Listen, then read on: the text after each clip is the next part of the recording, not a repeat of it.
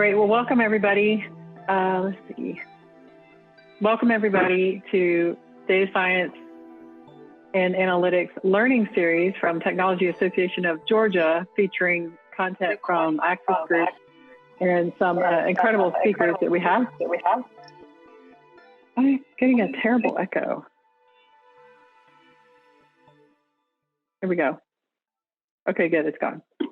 Great. Well, I'm Beverly Wright, and excited to kick off this learning series event. This is the first of its kind for us at Technology Association of Georgia. So I'm going to go into the agenda and introductions and all that kind of fun stuff.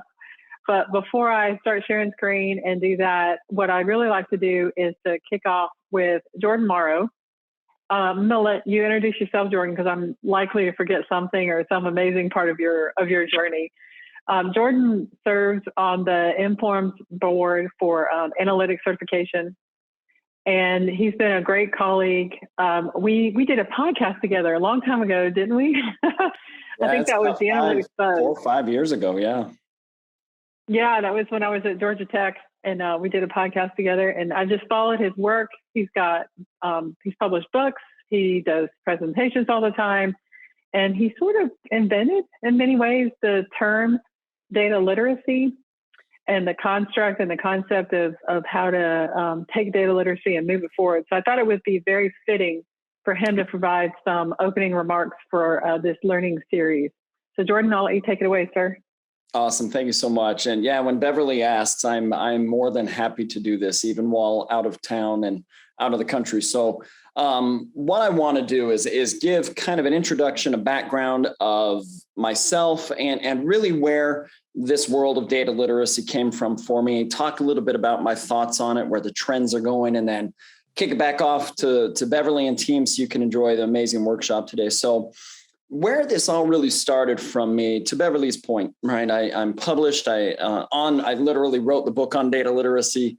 I travel the world speaking at events and everything like that. And so let me talk a little bit about where this idea formulated, where it came from, talk a little bit about how I define data literacy, how I look at it, and then kind of leave it back to Beverly to kick off and to do the workshop. So my career with data and analytics, I'm a math nerd. Like, you can't really see it. I wore my data nerd shirt. It says it right there on the knuckles of my shirt. And I love math. I love statistics. I love data and analytics, and I love its power. But I think for a very long time, there's been misnomers or misunderstandings in the industry, and the focus has been so heavily affected onto data professionals, those who have data, like data scientist, data engineer, ML ops, all of these things in their titles.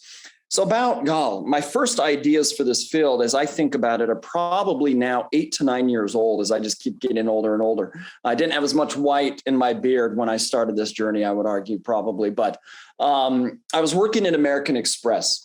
And at that time, this is when everything, or I shouldn't say everything, but the democratization of data, kind of spreading it out, putting it in the hands of people, self-service analytics, I would say was really big. I mean, this is back when Hadoop was getting bigger, and we're looking at the term big data was buzzed and hyped up. So I was at American Express running a large business intelligence group. We supported the U.S. consumer group at American Express, and that's the largest portfolio of credit cards and charge cards.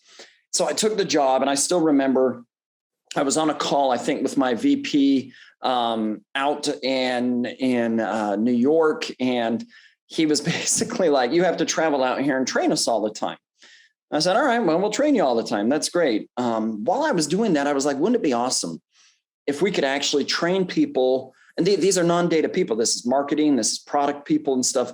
Wouldn't it be great if we actually train people how to use data who are not data people, right? Getting some cool insights. So I actually built a curriculum path for this. Now, this wasn't, what I would argue is this wasn't kind of out of my realm doing this. I actually went to school for a while or a little bit to be a math teacher. I love to teach. I love these subjects. So I'm sitting there, I build this curriculum, I get this meeting, I'm with my EVP, I present it to her, and she just flat told me no, right? She's like, "No, we're not going to do that. Just train them how to use the dashboard, et cetera." And that's that.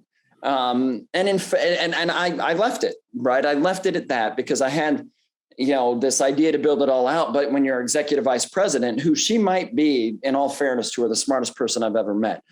On the flip side to that, though, does anybody on here like the TV show Big Bang Theory?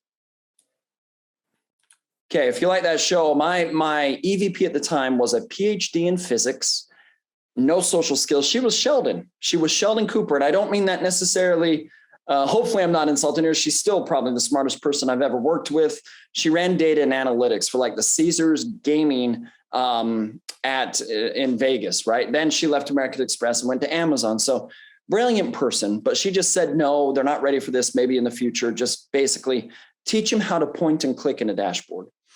And so that's fine. I kept doing that or whatever. We working with my engineers to build things out. But I don't think the idea of teaching and learning conceptually the theories of data and analytics ever left me.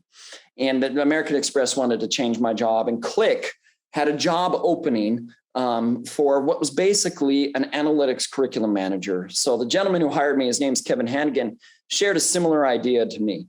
This was in June of 2016, and a lot of people don't know this, but I was very much known synonymously, Click data literacy in Jordan. I'm known the world over as the data literacy guy, but it was within a fraction, I would say, of me withdrawing my name at Click through the hiring process. It was a really bad process, but I took the job. And so that's June 2016. And the idea around data literacy was to build concepts without formulas, without code, without all the things that you think a data professional needs, to an extent to build that so the masses can gain familiarity with data and analytics so they can be able to use this. June 2016, the funny thing is, another thing people don't know is we didn't even really announce internally at Click that I worked there. Because I came on, I didn't talk about the product, I didn't do sales, and I eventually said, everything that I build, I'm going to give away for free. And that's kind of hard for people to think about when I was with a business intelligence vendor. Wait, you're not charging anything, you're building all this content, you're going to give it away for free. So what was it, April or May of 2017? I've almost been there a year. I spoke at Click's user conference and basically had standing room only, I believe, in every single session I did 6 sessions. And then one of them got bumped into a 7th. So I had 2 of the same one because they couldn't get enough people in there. And that was kind of that coming out party of saying, look, Jordan's here teaching concepts. He's not teaching how to use a tool. He's teaching all this, so on and so forth. About a month or 2 later, Gartner, I guess, found out what I was doing. Now, in 2017, in February, Gartner released an article about data literacy. It's this thing of the future by 2020, all these things or whatever. And I think they may have found out that some little nerd named Jordan was sitting in Utah, and I had already been building it for a year. Took off from there. Like, I never would have imagined that data literacy would have blown up the way that it did. I think we thought there was something there. I think if not, we wouldn't have built it. But now it's one of the number one areas in data and analytics across the world where companies are trying to do. In fact, in my current role at Pluralsight, Vice President of Data Skills, a lot of my conversations are with organizations that say we need data learning and it's data literacy. They want strategy, they want programs, they want vision, or whatever it may be. So I spend a lot of time in conversations like that. And so, by the way, one of the crowning moments throughout this journey was when, guess who came calling for help with data literacy? American Express. American Express, about 5 years, 6 years later, came to me and said, we need some help doing this. I'm actually grateful that they did not get it going when I started it, because I only would have been building it internally at American Express, whereas Click basically hired me and said, go do whatever the crap you want. And then it became that we're known the world over in data literacy. To Beverly's point, I'm very lucky in that I had the opportunity to help pioneer, invent this entire field. It's literally, I've spoken to companies on every single continent. The only continent I haven't been to or worked with yet is Antarctica, but I actually have a source to get me there to do some data literacy work. So I'm going to work on that one so I can do work on every continent. But it really has, like, one of my favorite, I would say, things to talk about is when the United Nations brought me in to talk about data literacy as they were trying to improve internally what they themselves do. And that's a really interesting speaking engagement. I went through more security to get into the UN at New York than I do at an airport. And so I finally get in there. And while you're up front speaking, there were about 4 of us up front. I was the data literacy, I believe, expert. You had an AI person. All of a sudden at the back of the room, and it's really interesting, A group of people walks in, kind of watches you for a moment, and then walks out a different door. And I realized, oh, these are people on tour. And so when you're doing these sessions with the UN and they're public sessions, people can just walk in and watch you speak. So let me now, so that's kind of where data literacy come from. I still do it. I'm still invited. Like Beverly spoke to me to speak about this event. I'm invited regularly to still speak about it and do things. I've got a podcast I was just invited to head up for a 10-episode series and things. So it's a world I never would have imagined. But what I would say is it's probably never been more important. And let me talk a little bit about how the pandemic has structured data literacy, I would say even more so. And let me define it first. The way I define data literacy is the ability to read, work with, analyze, and communicate with data. That definition actually came from two people I spoke with very early in my journey with data literacy. One's name is Raul Bargoff, who worked for MIT, and then Catherine D'Ignacio, who worked for Emerson University. I believe it was Emerson. They like to use the word argue with data versus communicate with data. I think communicate is a more effective way to say it out there. But basically, when we think about data literacy, especially when we think about it from a learning perspective for the masses, it basically means we are looking at abilities to confidently use data, even though you might not be a data professional. Now, data literacy journeys can empower people to become more technical, moving forward in their data learning journeys. But overall, what we want to do with data literacy is share that people can use data and analytics, even though that's not their background. So pre-pandemic, I've worked from home for like 8 years. So that was not new with the pandemic. But I used to travel about 1 to 4 times a month anywhere people wanted me to speak, where we had customers, whatever we were doing. And so when the shutdowns occurred, I thought to myself that, man, we're going to sit here and my calendar is going to open wide up. Right? I've been traveling so much. I think I joked multiple times, my wife and kids, I've got 5 kids, so I've got a big family. My wife and kids are going to be so sick of me because I'm at home all the time. My calendar got busier. So I didn't travel anymore, but my calendar blew up.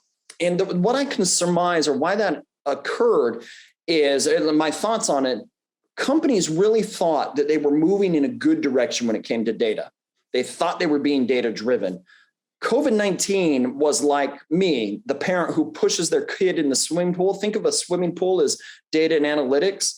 Companies were tiptoeing in, which is this. Organizations thought they were using data and analytics okay, but they really weren't. So when a pandemic occurs, you want to use data, different levers to pull so that you can make smart decisions when, holy crap, the world is shut down. This is not something I would argue anybody in January 2020 had in their strategy for the year. But using data to make smart decisions is vital. And so you sit here and companies were calling me up. I was product agnostic with Click. So I worked with companies who use Tableau, who might use Power BI. One of the things that is really interesting is the number one company I like to argue that reached out to me was Looker. And if anyone knows who Looker is, they are a competitor to Click. They reached out for help with data literacy. I remember talking or telling my CEO that or whatever, and I think we got a chuckle out of it because I've got a competitor reaching out. Now, once that competitor's HR group or whomever it was found out they were talking to a competitor for help, that got squashed, as you can imagine. So the pandemic set in motion what I would say is one of the biggest buzzwords in data and analytics today, and that is to be data-driven. And all that really means is that you use data as a part of your business model, right? You're using data to make decisions for your strategy, to answer questions. That's all it means. But organizations have got so caught up in the past on investing in a technology to make themselves data-driven, they've forgotten the people. And that's what data literacy is. It's here to enhance people's ability to ask questions with data, to use the 4 levels of analytics: descriptive, diagnostic, predictive, and prescriptive. Not everyone needs to be a data scientist, but everyone needs data literacy skills. I harp on Harvard really quick, so I apologize if anyone went to Harvard, but they had a quote in October 2012 that said the sexiest job of the 21st century is the data scientist. Unfortunately, companies then went out to hire data scientists, not knowing what to do with them. Well, my analogy is, and then I'll wrap up real quick and turn it back to you, Bev. My analogy is if you have a company of 10,000 people, maybe 200 to 300 of them will be actual data professionals by title, right? Like a data scientist, machine learning ops, that sort of thing. It is a small part of an organization.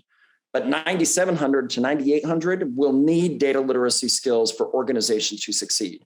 And I don't like to think of this with this idea that, or I don't like to be fear-mongering, but the reality is there is a little scariness to it that if a company does not successfully understand or learn how to use data, it might fail.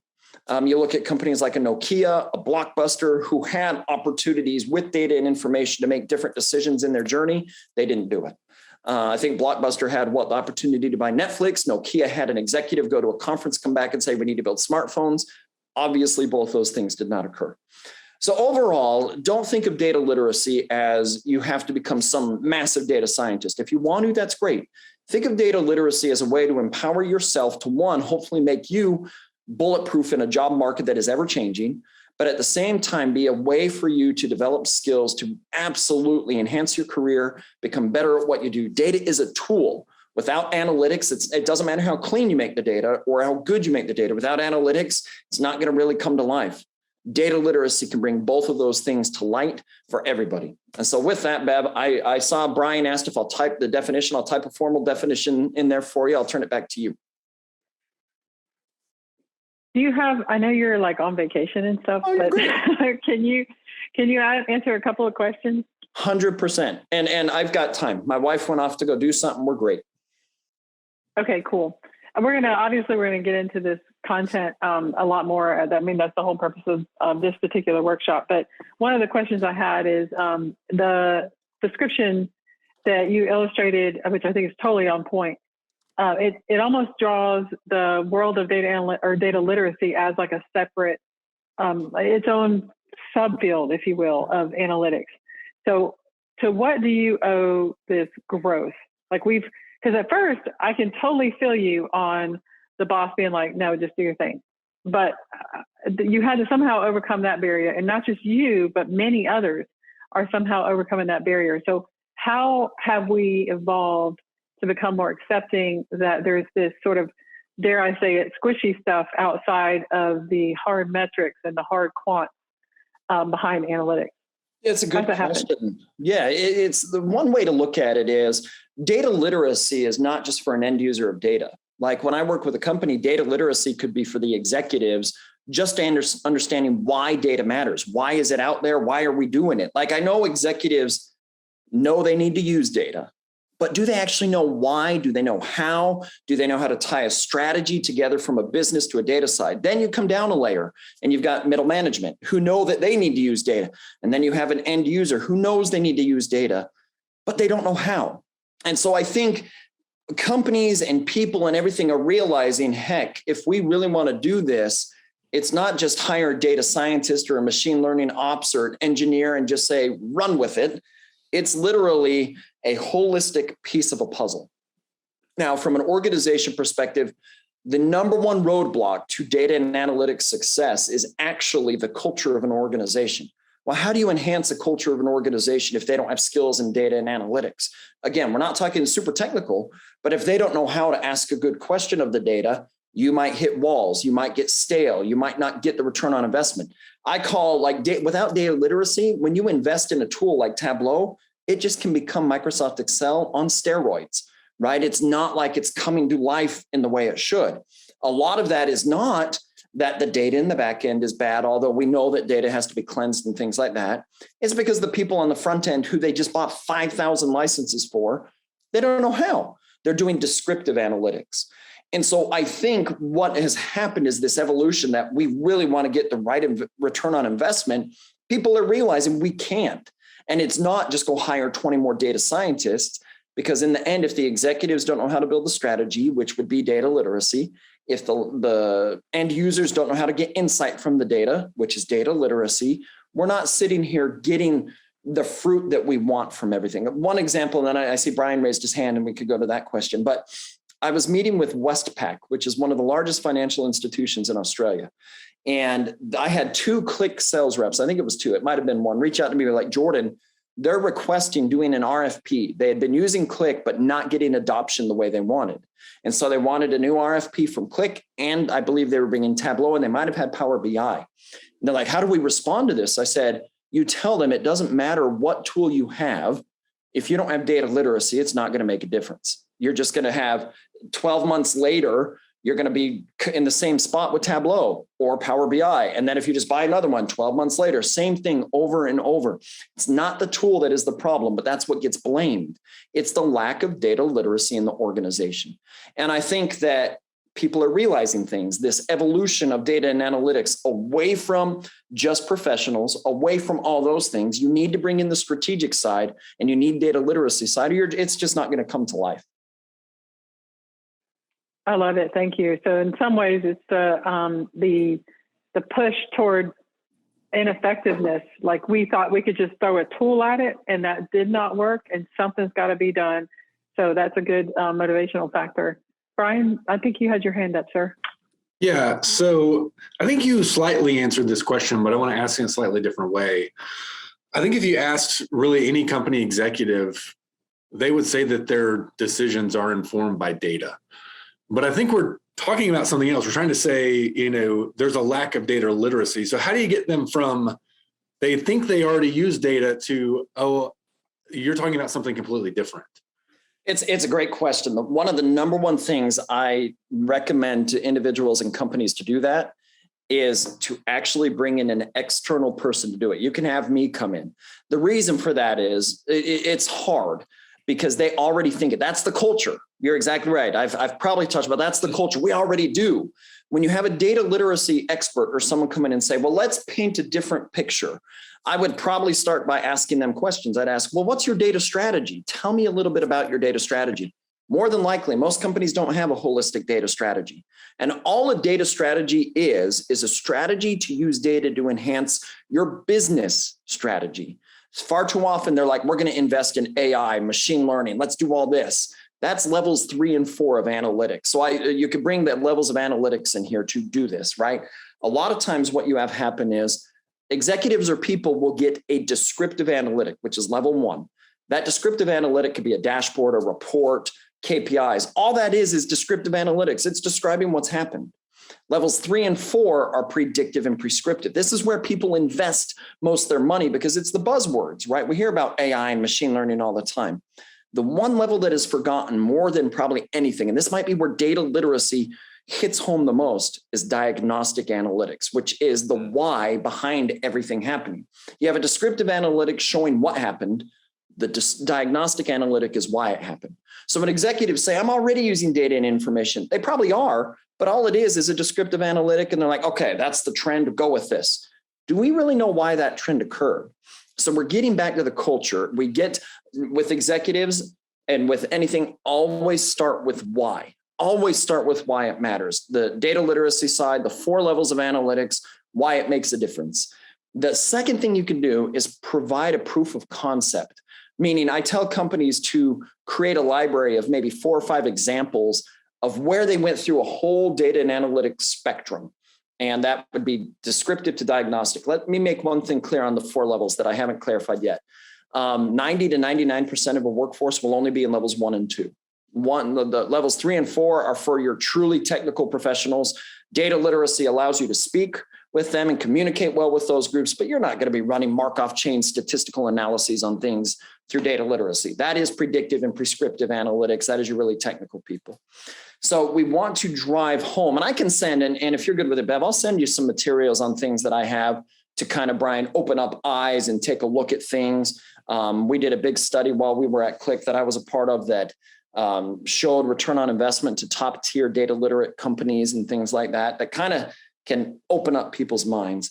But always start with why and really hit home on the strategic side of things. Getting through that, you're right, there is a misunderstanding. And this is why I say a lot of times it's easier to bring a third party in to just speak for an hour on these things. Because if it's someone internal, it's much easier for an executive to be like, oh, we're already doing it. We're fine. That's all we do on this. But they're not. They're not at all. And having a third party come in and be like, well, tell me how you know this. Tell me how you're using data literacy. Tell me what you're doing. And then having someone hopefully like me, or hopefully I do this where I'll just be like, well, you're not doing it. And that's hard for them to hear, but it can be done. And so what I'll put in here is everybody connect with me on LinkedIn. Beverly and I connected 4 or 5 years ago doing a podcast, and we still talk to each other. We're on the same board for a certification. It's through that connection she brought me in to speak with you today.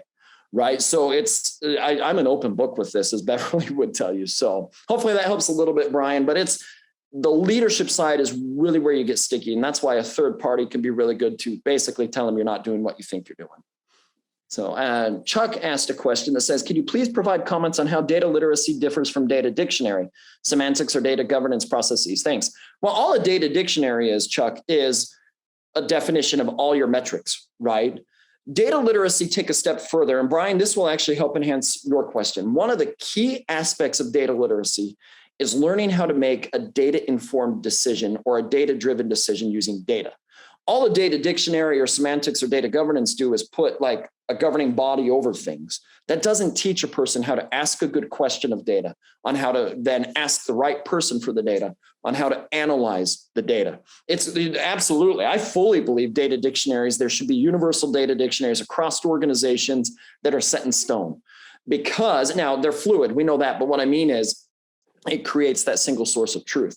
But a data dictionary is not going to teach a person to ask a good question of data, which gets them into diagnostic analytics. So there's a 6-step process that my friend and colleague, the guy who hired me at Click, built, and he still runs with this. He wrote a book on it, Data-Informed Decision-Making, 6-step process, asking the right data, learning how to acquire it from the person. That will hopefully alleviate some of the frustration that data architects have, because if you have a person who can ask a good question of the data, it doesn't get so messy. This governance and clean and good data comes in. Third, do you know how to analyze that data well? Do you know how to then apply the human element? I think we forget that data literacy encompasses, or hopefully can encompass, the human side. We're not just taking data and running with it. We need to apply the human element, like our experience and background.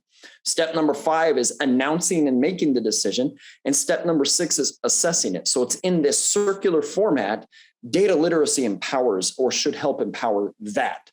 But data literacy, how it differs from what you're describing, data dictionary, the semantics, and data governance, not everyone is going to be building those things, right? But everyone should be able to communicate well through those things. And data literacy should empower the ability to have a conversation with whoever owns data governance at a company, or the semantics of it, or the data dictionary. That data literacy would be that communicative part to those who are running those parts, if that makes sense. Thanks. Appreciate that. Yeah. Any final questions? I could talk to you forever, Jordan, but I'm trying to be I love this stuff. You can't tell. I love it. Oh, no, I feel you. The passion is real, man. So any final questions for Jordan before we let him get back to his vacation? Awesome. As always, Jordan Morrow, thank you so much. Awesome. And again, hey, can we get a, do you mind if we get a picture with you real quick? Oh, that's great. Let me see if I can figure this out, how to, gallery. Oh, cool. Here we go. And Jordan Morrow, data literacy, 1, 2, 3. Yay, thank you. Awesome. And connect with me if there are more questions, just connect with me on LinkedIn. I'd be happy to answer any more. Awesome. Awesome. Thank you, everyone. Thank you. Appreciate it. Cool. Well, what a great kickoff. What a great start to such an important topic. A couple things that Jordan talked about that we're going to double click on a little are, of course, culture. Culture is a huge thing when it comes to data literacy. And secondly, he talked about how to always start with the why. And thirdly, he talked about this multi-step type of process. So the part of the multi-step process is to understand the why in this phase called discovery. And so I'm gonna triple click into the discovery phase and talk a little bit about problem framing, because that's an area that receives not enough attention in my mind, and certainly pivots entire projects sometimes not always in the right direction. So again, I wanted to make sure we grab Jordan before he had to go, given that he's spending time with his family. But welcome to the TAG Data Science Analytics Learning Series. This is part 1 of a 3-part series, and the second part is happening March the 8th And then the third is happening May something, I think 15th. It's on the last slide. I'll go over that, and these will get sent out. And if you complete all three, you will earn a certificate of completion from TAG, Data Science and Analytics Society, as part of our learning series. This first part is around, obviously, data literacy. The second part of the series is about how to extract value from your data to solve problems. And the third part is around storytelling. So we'll cover all three of those in each of the data thinking workshops, three-part series. Part 2 and 3, we're actually planning to do in person. And we really almost tossed a coin on this one because I feel like we're right at the start of people coming back to the offices, and everybody's so fatigued and zoomed out from hopping on, video calls all the time. But we decided to go this route for this one. But the second and third, we're planning to offer in person at 1100 Abernathy, hosted at the Axis Group headquarters. So or at least the second headquarters, they have an office in New Jersey, another one in Atlanta. The agenda, I'll cover some quick introductions. We'll go through a solid definition of data literacy, and then we're going to talk about a framework for integration. And part of that framework is, like I mentioned, the discovery process. And I'm only going to, because we're limited on time, I'm only really going to go through the first phase of that integration process. And then Jerry and Ryan are going to talk through some key elements, which I think you'll find intriguing. And we call that the 5 C's. So who am I? For those of you that know me, thank you for being here. And it's always so refreshing to see some familiar faces. And for those of you that don't, I'm a consultant and analytics strategist for a consulting company called Axis Group. I'm also a professor and executive director for the Center for Applied Business Analytics at University of South Carolina. I don't know if we have any Gamecock fans. I'm also the chair for TAG, Data Science and Analytics Society. You see how I like to blend my worlds together. I'm the vice chair at Informs for the Analytics Society.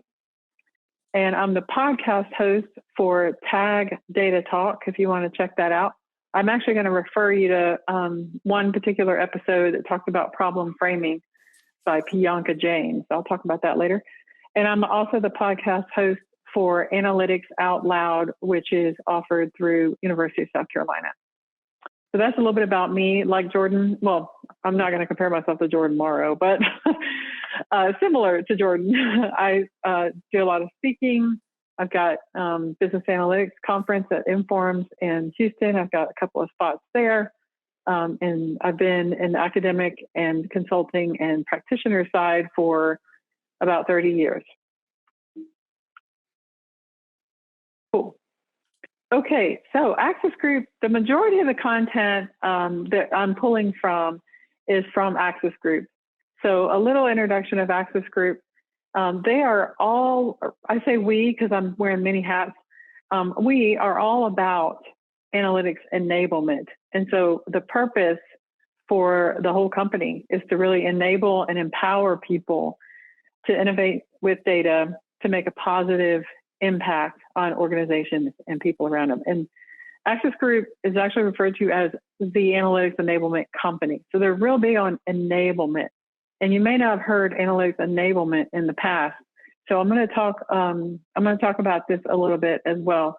I think this is, and I think Jerry's on right now. He's kind of Jerry and Ryan are our AE experts, but I don't know if y'all want to pipe in right here, but that term enablement means a good bit, and I think it's what distinguishes companies that make it and don't when it comes to analytics.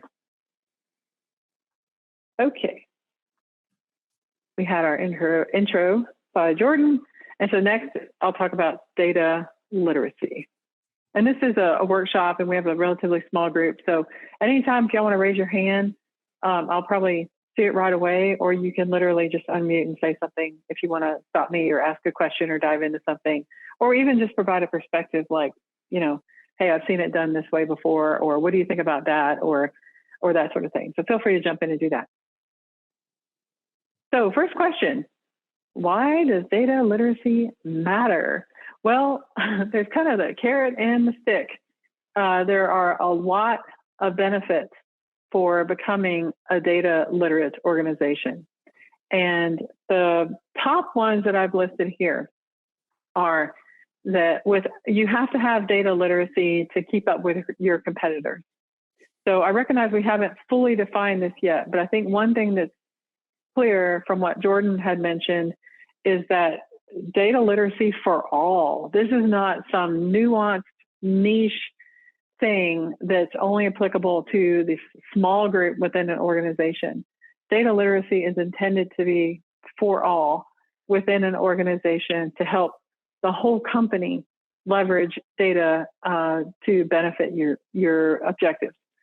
So that's one thing is, if you're not doing it, then your competitors probably are. And you better believe that they will outpace you if you're not able to keep up from a data literacy standpoint. It's been proven on a broad scale, and I've seen plenty of times where this has happened even on an individual scale. So that's one reason that you should pursue data literacy within an organization, is keep up with the competitors. A second big reason is that companies that are data literate are much more capable of doing things like adapting quickly. I worked at Southern Company and Atlanta Gaslight during the deregulation period, and seeing how things changed almost overnight during deregulation was really kind of scary and also exciting. And this was like about a while back ago. I was in the data field. This was early 90s and late 90s. I was there for about 7 years altogether. And I was in the data field with them. And I really think that if we had had a better data literacy even at that time, we would have adapted more quickly to these changes in regulation. For anyone that is involved in financial services, you face the same kinds of things with regulatory bodies modifying the way we do business.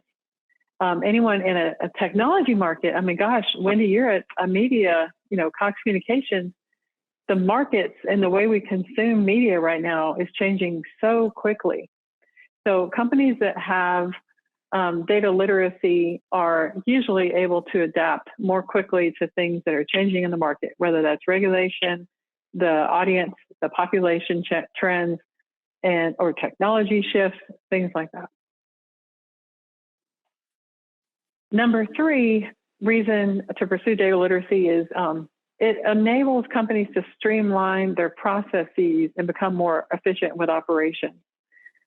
So interestingly, right before this call, I was on a call with one of our prospects. They're actually a client for University of South Carolina. They're a prospect for Access Group, and this is exactly what they wanted to talk about.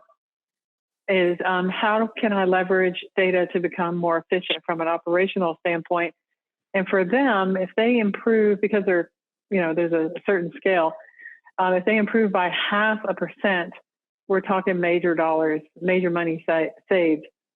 So this is certainly a great reason to become more data literate. Number 4, and this is more carrot than, some of these are sticks, like, oh gosh, I can't keep up with the competitors, or, the market's going to change, how am I going to adjust? But from a positive standpoint, those that are more data literate tend to find growth and strategic revenue opportunities more easily. Maybe a line of business you hadn't thought about, maybe an innovative product development you hadn't thought about. And so leveraging data and becoming data literate as an organization and understanding the value that data can bring will help with these kinds of objectives when it comes to revenue and growth. And then not lastly, but lastly on our list of the top things is employee retention. A lot of employees, even from functional areas like marketing, operations, supply chain, are trying to better understand this world of data. We're all sort of living by it. And being able to feed into these employees can help improve employee retention due to building and equipping the workforce. You guys have probably heard the term, the Great Resignation. I'm working with a client right now for University of South Carolina that's the entire business question, is they're trying to figure out employee well-being and reduce resignations and increase retention. And so some of the ways that they do that we're looking at might include training and help them understand data in a more meaningful way. We're still trying to figure out the actual answers, but that's one of the areas of exploration. So these are all fantastic reasons to pursue data literacy for all across an organization. Okay, so does that mean that we're just going to let data, sort of rule us? You've heard the term data-driven, and I think I even heard Jordan use the term data-driven.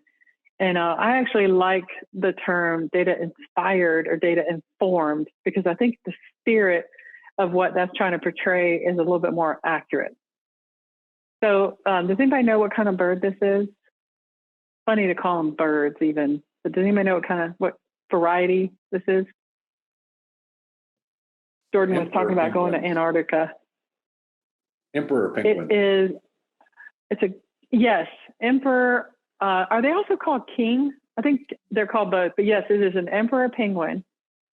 And in the animal kingdom, the emperor penguin has the strongest instinct of any animal. Can you believe that?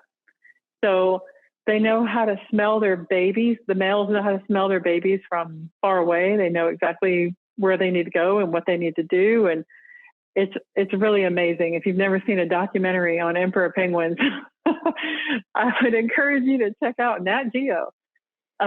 So this instinct and this golden gut that they have, this is similar to what company leaders of the past have worked so hard to build. In fact, as a system, we've generally promoted people for having a golden gut. Like, that's how you got to positions of senior leadership back in the day, is by having this golden gut. And even today, I see that.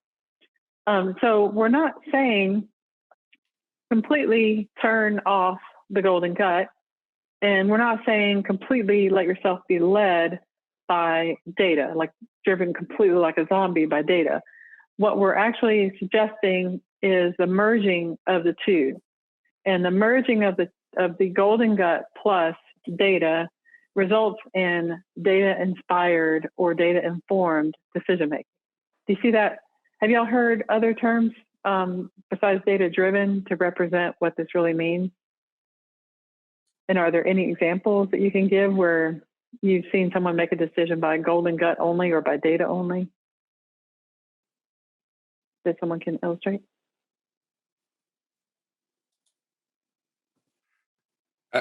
Beverly, I don't know if I have an example, but it reminds me of the book Blink by Malcolm Gladwell, where he talks about, making snap decisions, and sometimes it's good and sometimes it's bad. And so depending on the situation, I certainly know that, you can make good gut decisions and bad ones. So, but yeah, nothing specific comes to mind.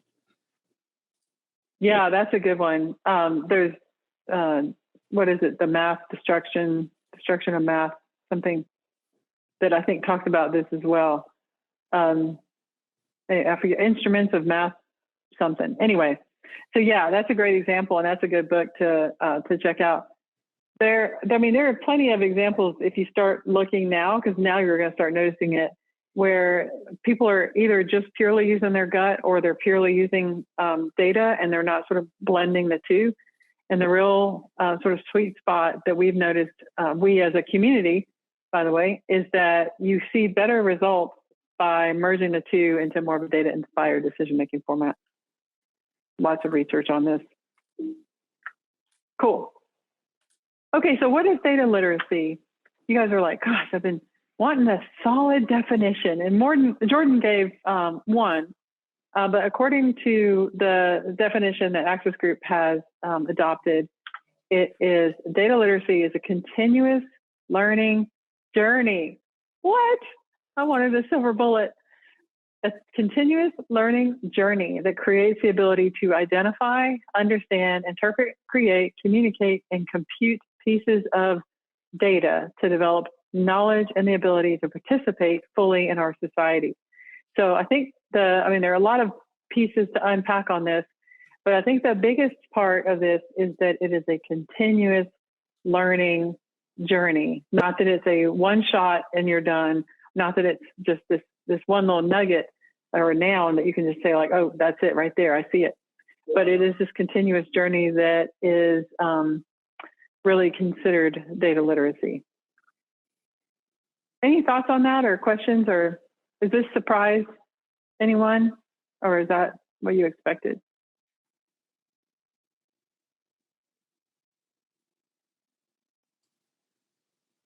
Hey, Beverly, this is Erin. No, I don't think it's a surprise. I think that's kind of the main goal of everything is continuous improvement. It's never a one and done. It's always looking at how you can take one step further, one step better. Yeah, absolutely. And I think this is, in my thoughts, and from what I've witnessed in other companies, because, you know, being in consulting, you get to see a bunch of different things that are going on. This is the part that executives in particular struggle with, is this continuous learning journey. And I think they automatically think, oh, that's an HR function, or that's a, employee development function, which it kind of is. But the notion of it not being like a single thing, that it's a continuous learning journey, I think it's one that companies struggle with. Okay, and notice too that it talks about it's creating an ability. Okay, so I want to talk about that a little bit. And so let me show you something on my phone here, if I can get this to work right. Can you guys see that? Y'all see that on my phone? That is, for the first time in my life, I have a garden. And I've never had a garden before, but I'm so excited about having a garden. It's just a little square foot garden. It's 2 square feet. I live in a suburban kind of area out here in Cartersville, Georgia. I have a second home in Columbia for when I teach, but my primary residence is here in Cartersville. And my husband started this garden for me, and it makes me think about what I eat differently. I'm already vegan, so I think about what I eat all the time. But now I think about it differently, because I can literally go outside and nourish myself. And that's not something I've been able to do in the past. So before, I had to actually go to a store and buy things. So this is my cabbage right here. This is a Savoy. And this is Brussels sprouts. And let me show you the Brussels sprouts too. One thing I've learned about Brussels sprouts that I never expected to learn is that they produce these wonderful heads on top that are like essentially they're large. Like if you think about what a Brussels sprout looks like, it's a large version of a Brussels sprout. And there's a knife there for illustration for comparison purposes. So it's almost like the cabbage on top is this large Brussels sprout. And by the way, they're incredible. If you like Brussels sprouts at all, the leaves are the best part, not even the Brussels sprouts. So that's something that was new to me, is that I'm not just getting a big basket of vegetables, right? That would help me, but that wouldn't give me an ability to eat. That would just help at that moment for me to eat one time. Whereas if you are giving someone the ability, you're enabling the data literacy, then it's not just a one-shot deal. You're producing something of value, something that they can use and sustain. So one more example on that. I'm working with this client, and he was talking about, like, I'm trying to get this work done and I need to improve this model, and I want you to work on it. But the problem is the people that worked on it before, they made it so impossible. I know y'all have never had this happen. They made it so impossible for me to understand what they did that I have to hire them again just to have them redo it, because I don't even know how to get to it. I don't know how to access it, anything like that. I can't improve it if I can't even touch it. It's very esoteric at this point and inside of a black box. So this is the opposite of that. This is not handcuffing people, but this is actually enabling people to build that garden and to create a system, an ecosystem where data literacy is flourishing. So this is all great. We see why it's important and we see what it is, but how do you actually do it? All right, now that's the hard part. I won't go through all these steps. I want to talk about the framework more than these steps, but everybody has a certain number of steps that they take. Jordan's company, I believe, has 6 steps. With Axis Group, we have 8 steps. I think it's interesting that we start with a sense of urgency and we finally get to instituting change. But the whole thing starts with kind of a sense of urgency and runs through these 8 different steps. Now, throughout the steps, there's a framework. And this framework is sort of saying, take this template and kind of apply it as to how you get more data literacy within your organization.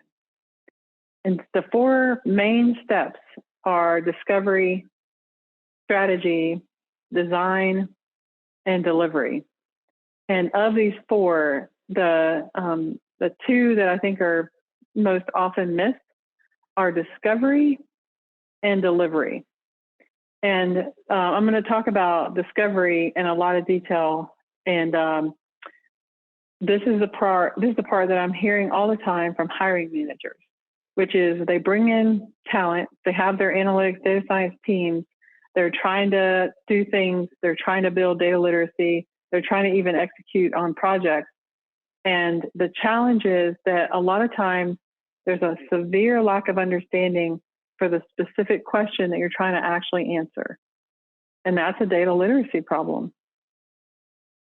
So I'm going to cover that a little bit, but before I do, any thoughts or comments around problem framing that anyone wants to share? Like we can probably pause the recording if you feel more comfortable, but if anybody has an example where you've noticed or things that you've heard, not necessarily at your company, that have to do with situations where a problem wasn't framed correctly, feel free to insert that now or comment.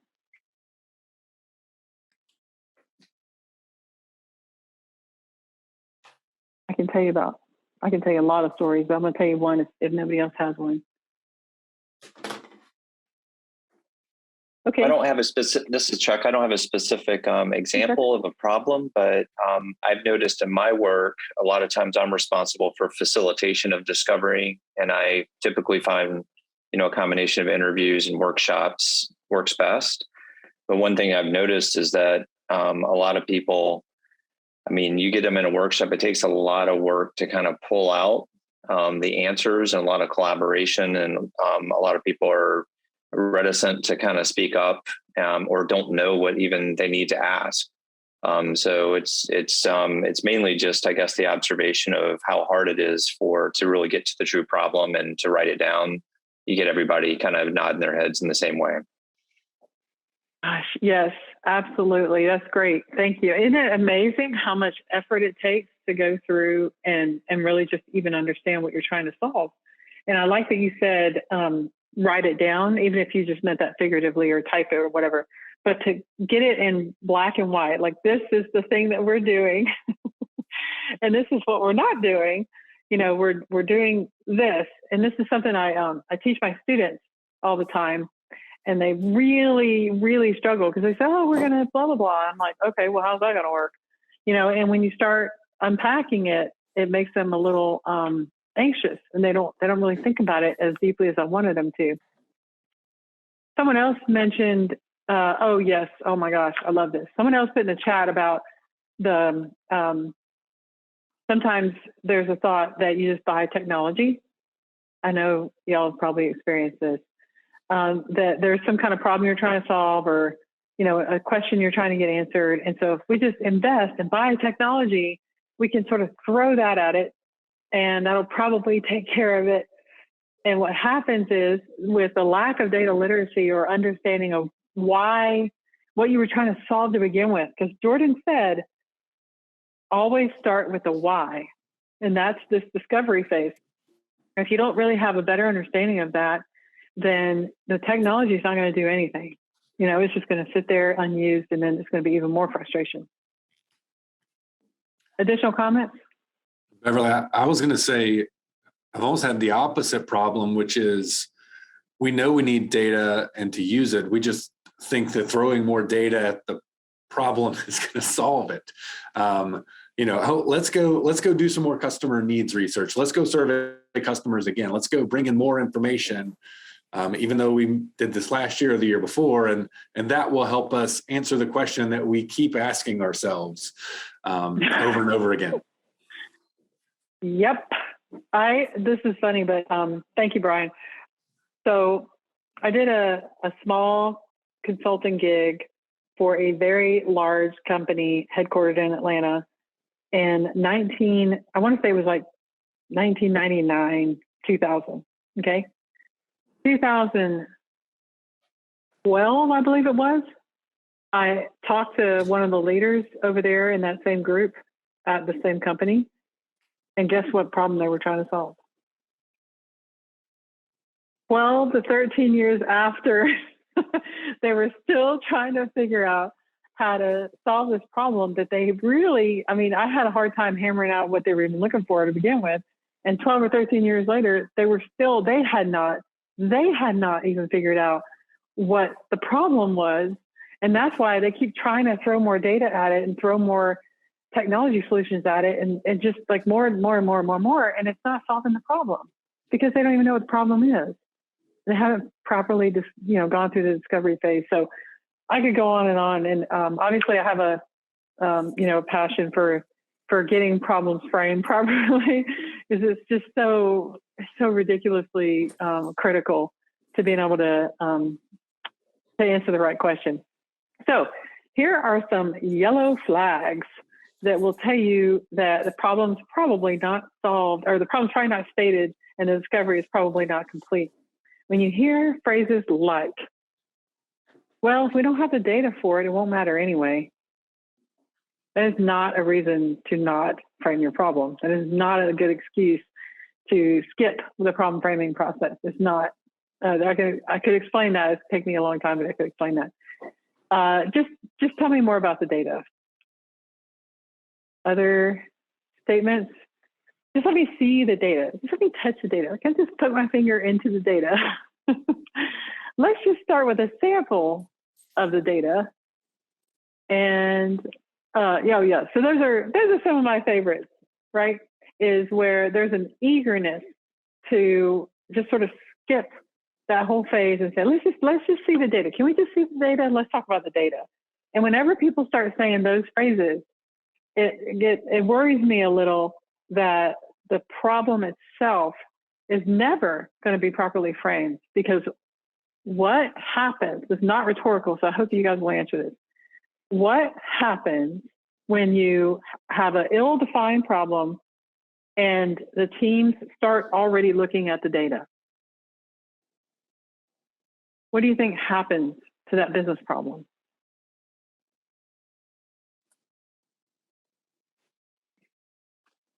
Well, it becomes influenced through the lens of the data they can see. It becomes majorly influenced by the data that they're looking at. That's exactly right, Chuck. That's exactly what happens. I've seen it happen over and over and over with different companies. It brings me almost to tears. It drives me insane, and it makes me sad for these companies. But if they don't properly frame the problem and they start asking for the data, once they see that data, that's it. They're biased. The problem statement is going to be biased based on that data. This is great. Thanks for y'all participating. I really appreciate it. It's great. So what does it mean to frame a business problem? We talk about in this discovery phase of framing a business problem. There's not even a solid definition that's universally accepted, but I would love to hear what your version is. So what do you think it means to really frame a business problem?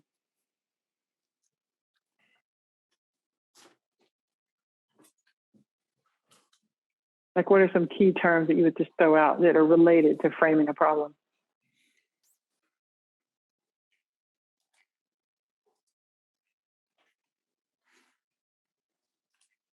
And why even use that term frame? I mean, one key term might be what it is and what it isn't. Go ahead. I think that understanding the broader context is important. What I was just thinking when you were speaking is that, asking for one number is like asking a yes or no question. You have no insight into the trends or the broader context. And so if you don't look at a business problem sort of with a wider lens, you're going to be missing some key elements. I love it. Thank you. That's a great answer. I went so far. We're working on a project with my nonprofit, and I went so far as to, I'm going to use the word make, but these are volunteers, so I didn't make them do anything.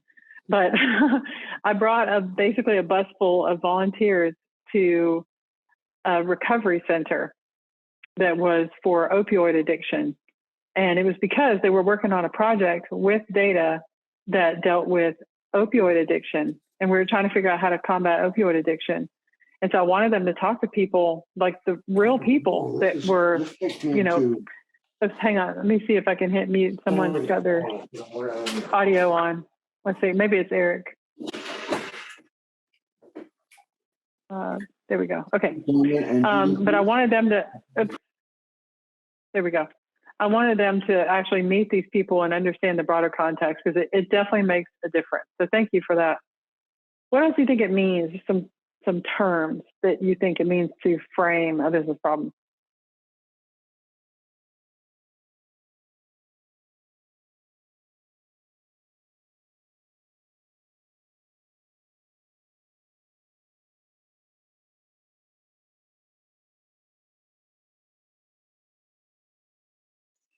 What is the final outcome of the problem? Fantastic.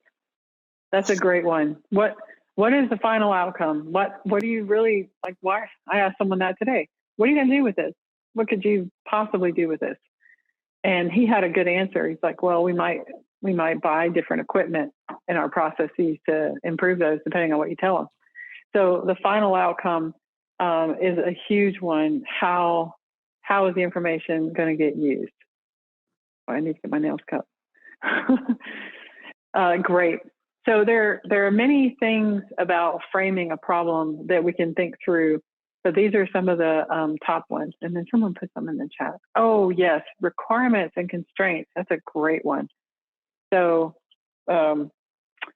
requirements and constraints have a lot to do with how we go about framing a problem and what it means to frame a problem. I love it. So here are some reasons why framing. I know I already talked about the importance, but this is more, this will stick with you, I think.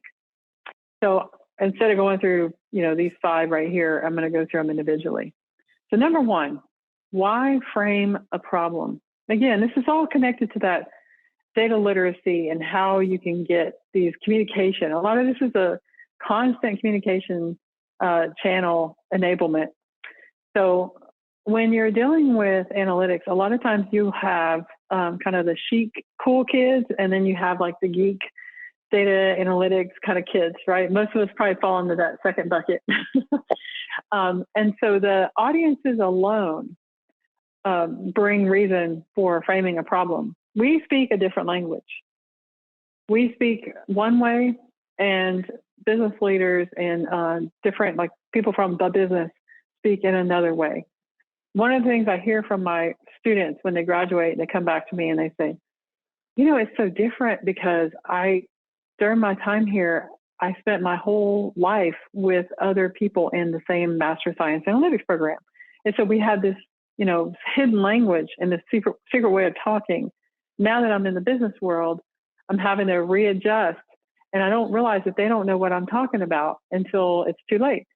And so that's something that we have to think about, is the language differences require us to really frame a business problem because we're coming from different perspectives. And also the business people are very, their interests are different.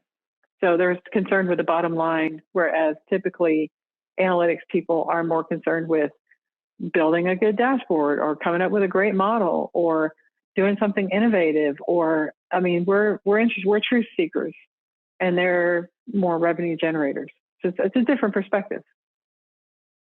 A second great reason is that if you don't kind of get it in writing, you'll have a hard time keeping your scope where it's supposed to be. So this idea of a scope creep, in some ways, it's kind of a healthy thing. It shows that your business unit or whoever your internal or external client is interested, and they're like, oh, what about this? And oh, what about that? But next thing you know, it's kind of uncontrolled, and you're not sure what question you're answering. I have a client right now that is working through the school, and they've changed their business question 3 times. And the thing that's scary about it is that we have a second company that has kind of hopped on. It's an interesting scenario where they're doing the main study, and the second company has agreed to do it double blind so that they can compare with each other. It has to do with employee retention. And so each one wants to know what the other one has learned about employee retention, but they offer different sorts of benefits and things like that. So it would be difficult to test the value of something like a pension if you don't have a pension. So this company does have a pension, and so they can test it. And that way both companies get a benefit. But because company A has changed their mind 3 times on the scope, it makes it very difficult to kind of stop and pin it down.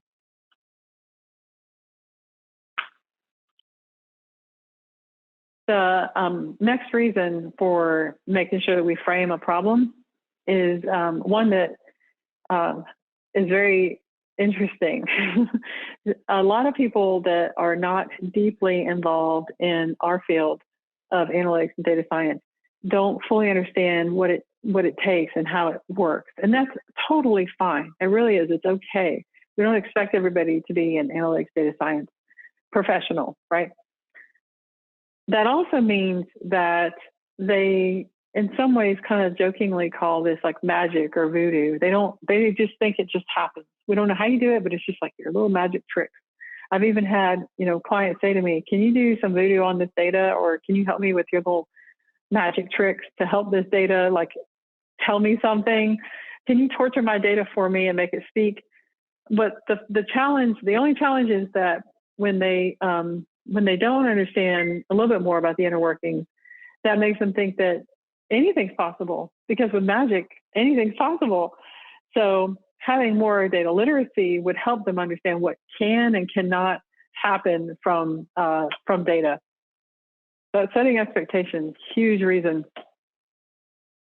Okay, solidifying issues. Now I'm going to age myself just a little bit here, but does anyone else remember, or is it's probably just me, but does anyone else remember when you went into a building and you were standing in front of an elevator, there didn't used to be mirrors or any kind of reflective surface like that? That's old school elevators, but elevators didn't have, anything reflective. You just had to stand there and wait.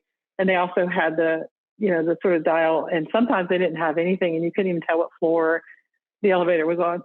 So the challenge, or the business problem, was the business problem that the elevator took too long, or was the business problem something else?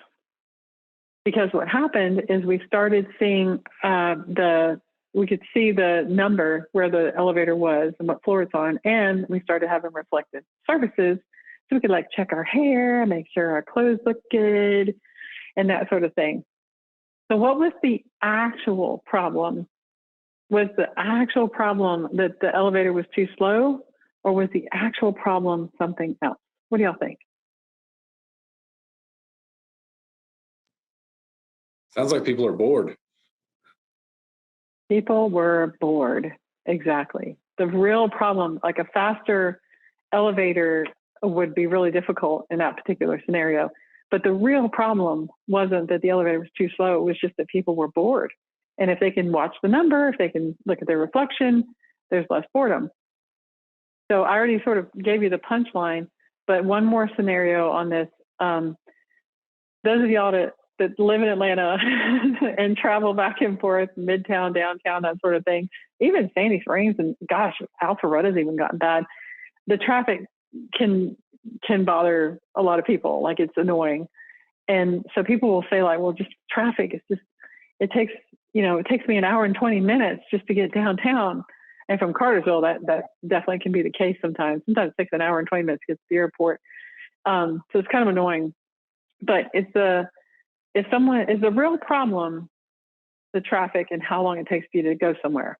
Okay. And really, those are two things, because traffic is stressful and how long it takes to go somewhere is a time thing. So really, even that problem is two problems. But is that really the problem? Because if someone said, hey man, I know it takes you 50 minutes to go from here to here, but have I got a deal for you? I can get you there in 60 minutes. So you don't have to drive. You don't have to drive. All you have to do is sit there and your car will drive itself safely to your destination. I would take that deal. But the thing that's, kind of mind tricky is you're going from 50 minutes to 60 minutes to solve a problem that you said was it takes too long to get downtown. But that's not the real issue. The real issue was that you're experiencing downtime during that 50 minutes. If you had that 60 minutes where you could take a nap, you could work on stuff, that sort of thing, then it would actually be preferred, right? I mean, I would prefer that.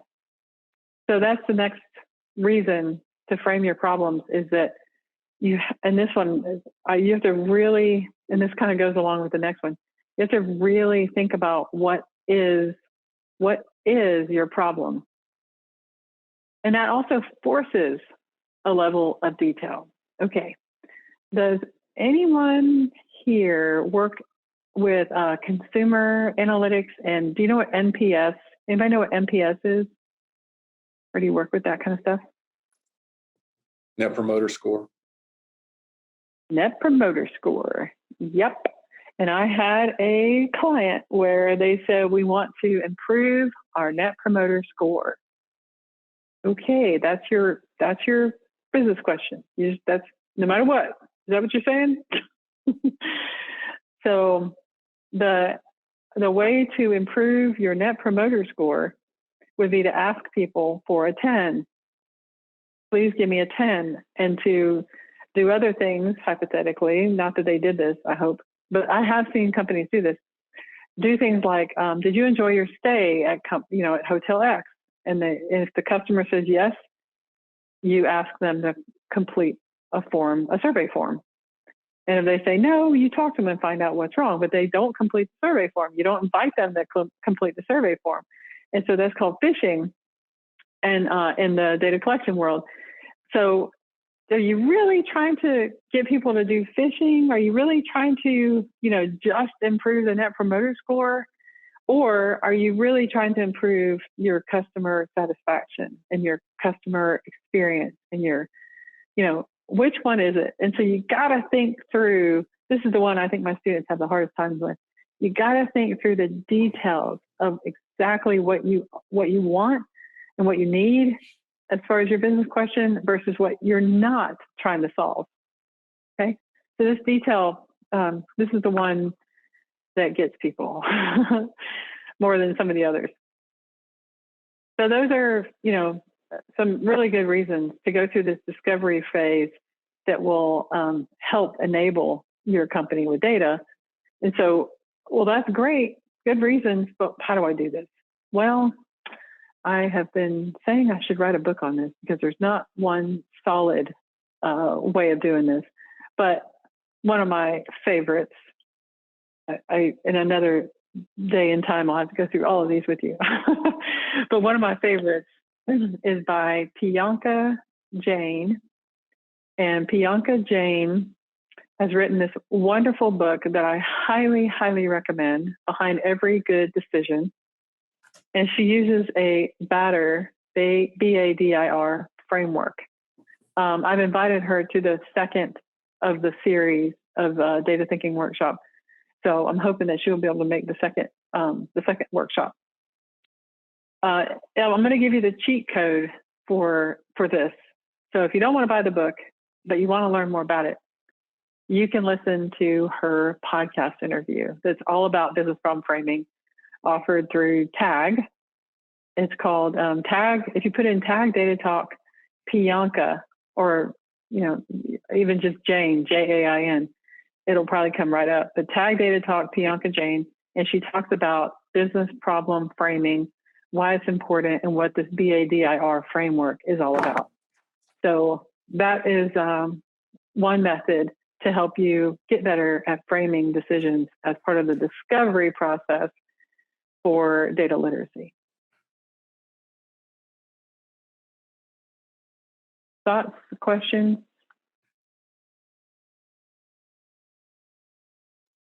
Before we move to the next.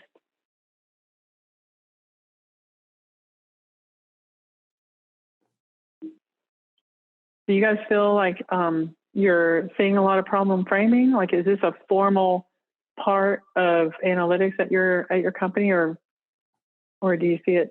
Does it work differently?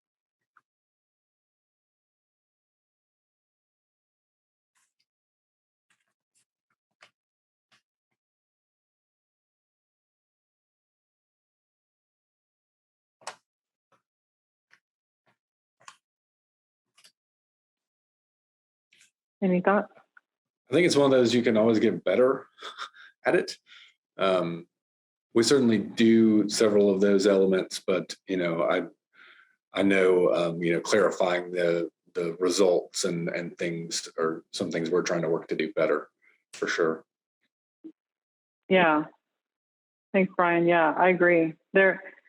I've tried really hard to implement procedures where there's a conversation up front and even a form that is completed for the problem framing process, but it's tricky.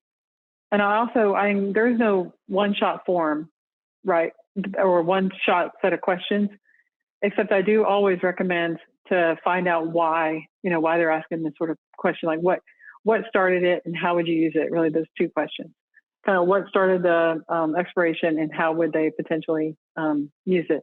So there's a couple of questions for sure, and then hopefully you can come up with a full set after you review the BADR framework that you can use on a regular basis. Getting buy-in at sort of the higher levels to have the framing as part of your process has, in my experience, been challenging. Okay, and then there's a comment about using problem framing, but as tech consultants. Jesse, if you're near where you can unmute, can you help us understand that a little bit better?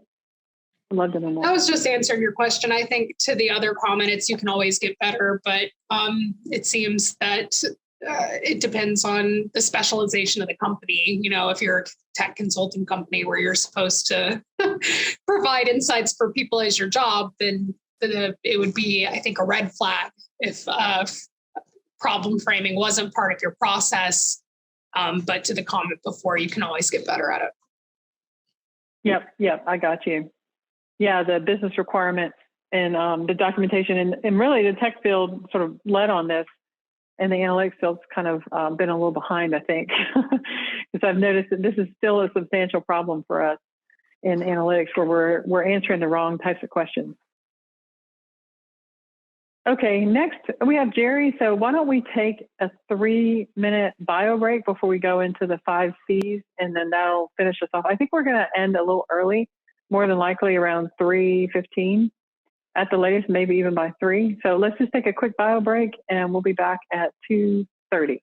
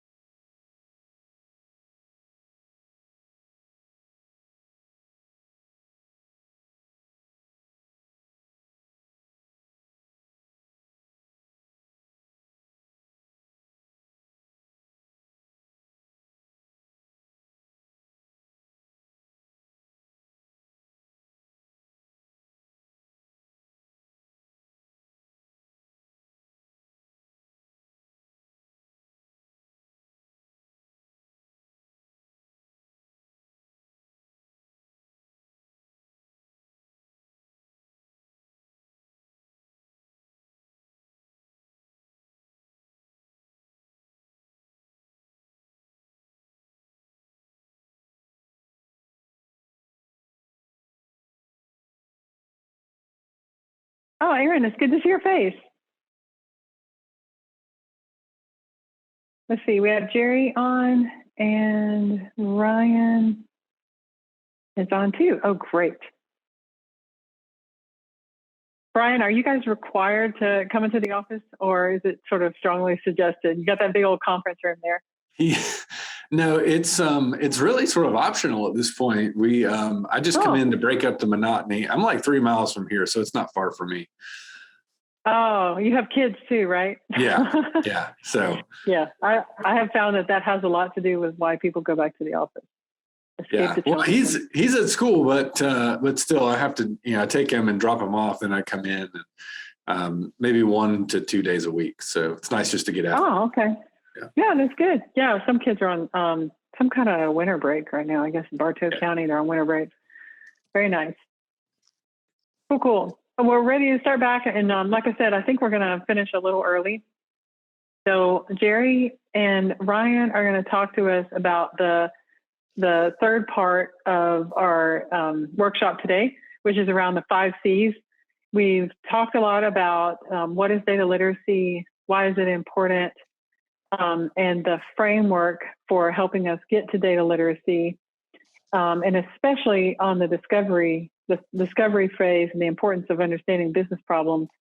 And next, they're going to talk about the 5 C's. But Jerry and Ryan, can you guys do a quick introduction of yourself so that everybody knows who you are?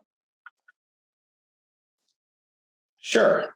Hello, everybody. My name is Jerry DeMasso. I am our VP of Enablement at Axis Group.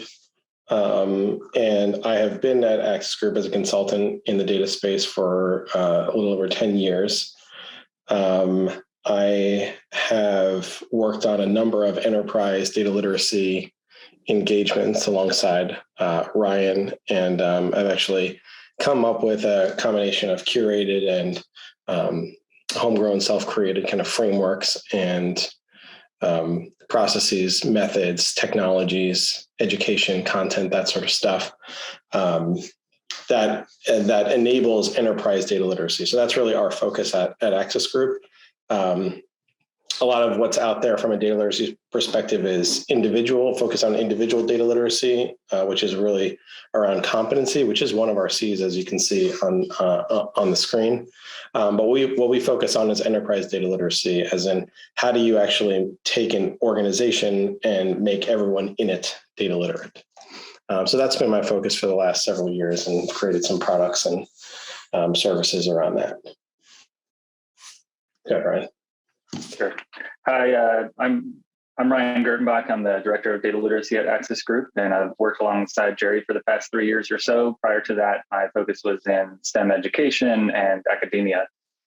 So since coming to Axis Group and working with Jerry, we've been putting our heads together to really bring these frameworks and processes and technologies and to people at organizations at scale. And so there's been a lot of challenges converting, as Jerry said, from this idea of individual data literacy and what does it mean to be upskilled as a person to changing the culture and the way that organizations actually operate with data literacy. Dr. Wright, is there anything else you'd like to add before we kind of dive into the content? Just a question for the participants. And you noticed that the titles were specific to data literacy. Has anyone been seeing these kinds of titles pop up? Maybe analytics enablement. I think I saw something at Anthem that was like an actual analytics enablement position or data literacy types of positions, this kind of framing. Are you seeing this in your companies or others?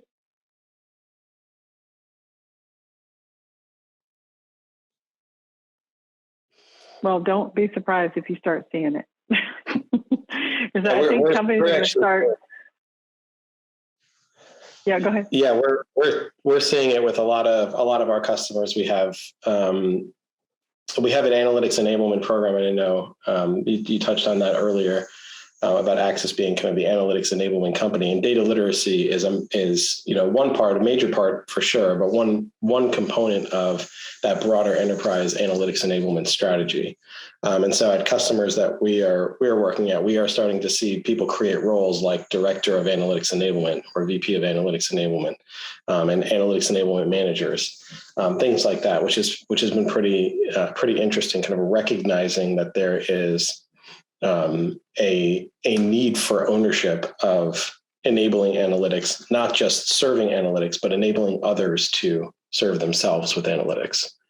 And data literacy is a big part. Perfect. Yeah, I think it's interesting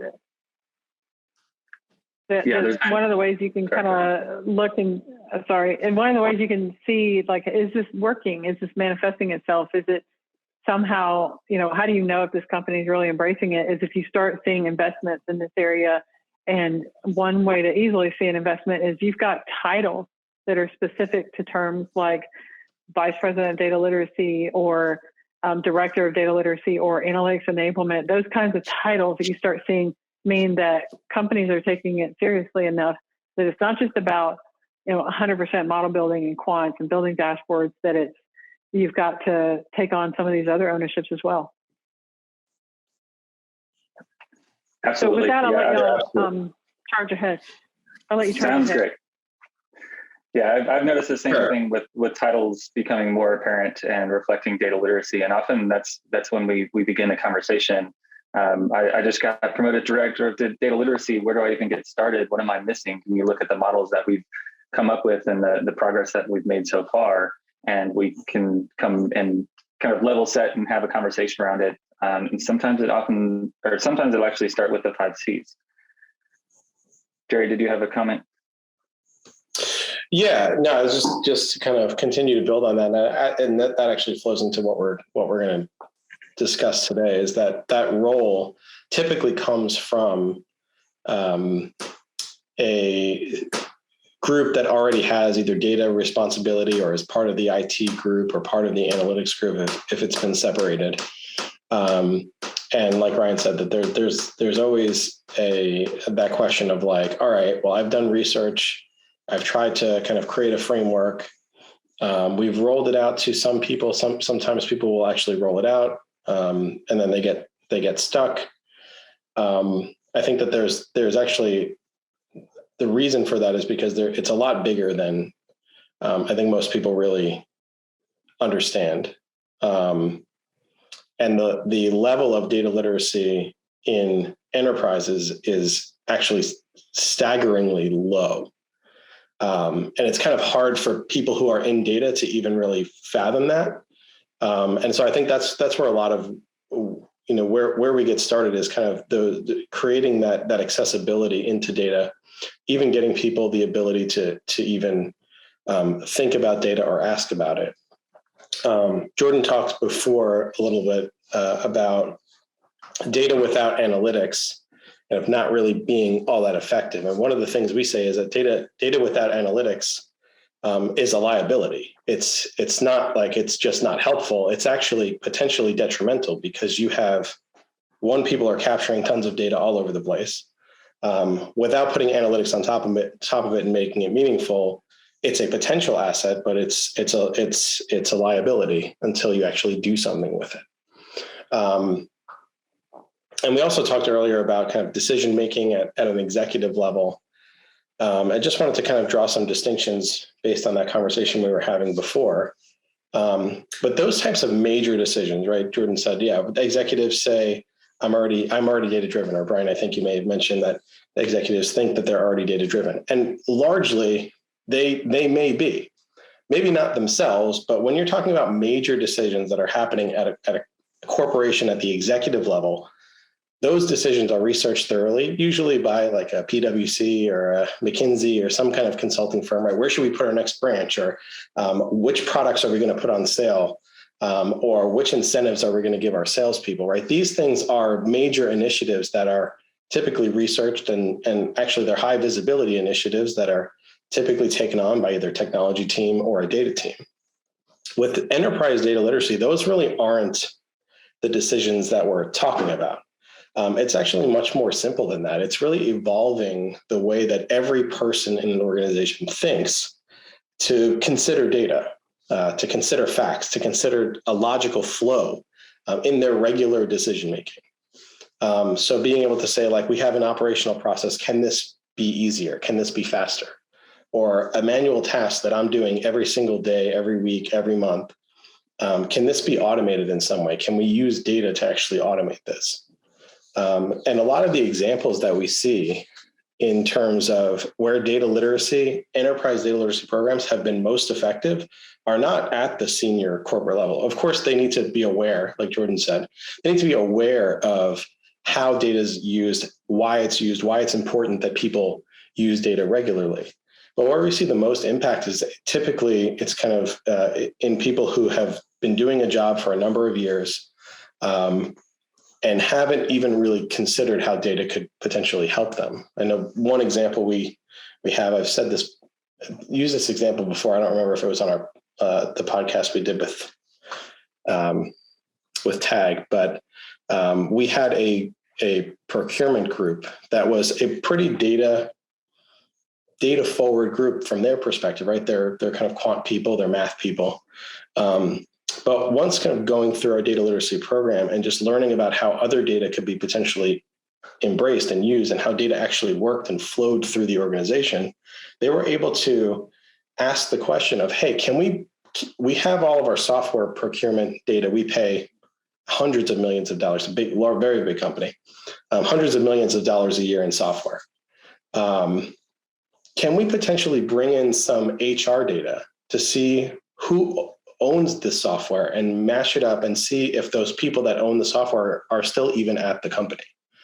And within a week, they were able to find $30 million worth of software that they were paying for that no one was using, that the owner had left multiple years before. And that had nothing to do with building a complex dashboard or an algorithm or anything that a data person had to do. It was the business person doing a job, trying to figure out, hey, can we actually take data from another source? Now that I know how this data works, can we pull that together and actually affect our business process? I mean, it was a substantial win. And obviously they were somewhat resistant at first because they were data people in their minds. Now they're some of our biggest advocates, which is nice. But that's what we're really talking about when we're talking about enterprise data literacy. It's kind of understanding how data can be used in every person's job. Yeah, can I just make a quick reference to that, Jerry? Yeah. Yes, of course. I put it in the chat for anyone interested, the link to Tag Data Talk, but also there's a former and an existing client. She's been with 2 different companies named Monica, and she's on Tag Data Talk talking about this exact thing that Jerry's saying, which is stop making it something golden that you're not supposed to touch. Like make it business as usual. I'm not saying it as eloquently as she did. I don't know if y'all want to add anything to that, but Monica is just so great at talking about like how to really integrate this in such a way that it's not an organ. It's definitely not a cyst on your body. That's how most people, I think, see analytics right now. It's a cyst, and it's not an organ, at least it's absorbed in their body. It's your blood. It's like your entire fiber of being. And so how do you, sort of go toward that objective? And Monica just talks about it so well. Also, you have a question in the chat, Jerry. I don't know if you want me to read it to you. Yes, I can see it. We have definitely looked at data from a monetization standpoint. I know that's not necessarily the question that you're asking, but that is an interesting kind of point to be able to look at all of the data that is available and kind of understand, hey, where can and should this be used? I would think there may be some potential resource, I guess, push in that case. You'd have to definitely keep in mind. I know that a lot of times when you have an abundance of resources and data is seen as a resource, you have senior level people who are pushing to use it even if it's maybe not super appropriate to do so in a particular situation.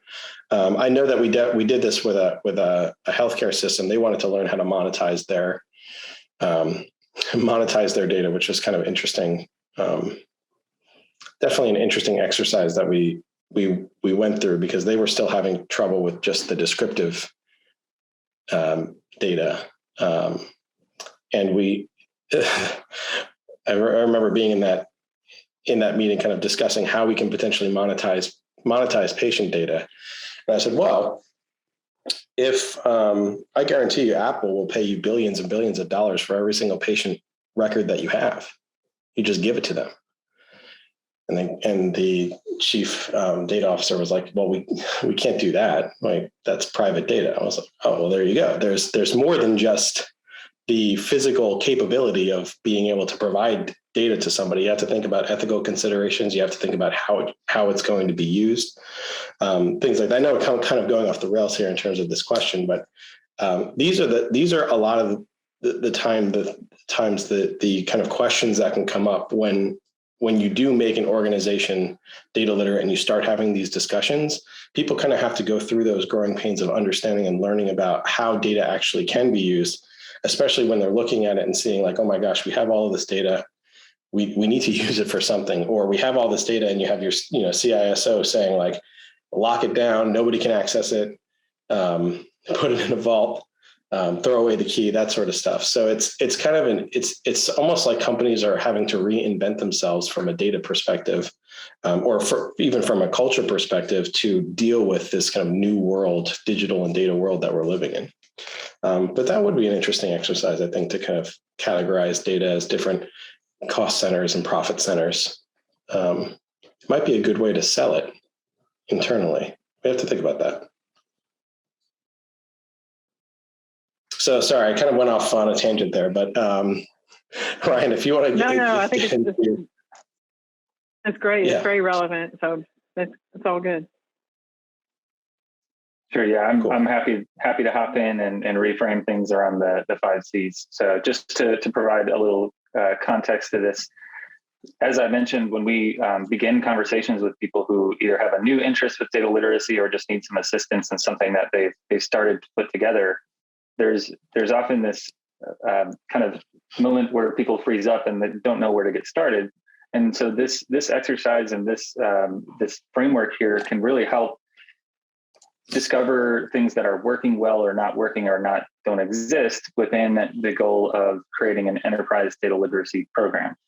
So while the focus here is on enterprise data literacy programs, and if you've been involved in standing any of those up or you've been a participant, there are lessons learned that I'll share along the way that can talk about some of the challenges of participating in these types of programs, and it likely extends beyond just data literacy as well.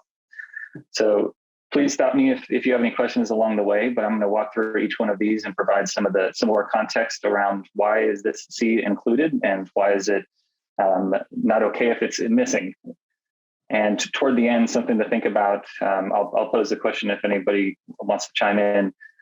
Have you experienced any type of program, whether it be data literacy or something similar, where one of these aspects is missing and it clearly had symptoms or an effect on the outcome of the program itself? So diving right in, culture is one that I think most people have top of mind, and it's becoming more of a common conversation to ask about data culture. But when standing up a particular program, it can be vastly different among organizations. Jerry was kind of hinting at the idea that data is handled differently. Financial services industry is going to handle data much differently than a retail or quick serve restaurant industry as far as governance and getting access and even sharing the data. An alignment in the way of working, it includes operating models. Are people very siloed within different departments or different lines of businesses or even different brands within an organization? And how do you navigate that? How do people generally perceive the other lines of business or their brands? In some cases, things that come from corporate are perceived as compliance trainings, and they're not really well received because the culture is anything from corporate is compliance. It's something I need to do to check that box and make sure that we're compliant, and HR knows that we all have done that. In some organizations, though, those operating models have room to change. Sometimes they're very rigid. So this alignment to the culture is very important to the discovery process to understand where are we coming into, what kind of environment and culture are we walking into to set up this program. Some organizations are very fast paced, they're scrappy, and long-term program development, it can be too slow. You need to have a more agile approach to standing things up quickly and failing very quickly as well, where other organizations move a lot slower, whether intentionally or not, and failing fast is not really a feasible option. So there's a lot more carefulness and intentionality around standing up a holistic program. The culture, as we've also mentioned and has come up, leadership support is important, and ideally they're involved and can have a face in the push for a data literacy program, really explain the need of that, where there's generally a balance between grassroots campaigns within organizations where you're working with people who maybe have less experience with data, as well as a top-down approach to making sure that your executives and leadership are supporting that messaging and not just saying, yeah, you should go do that, but I don't need it.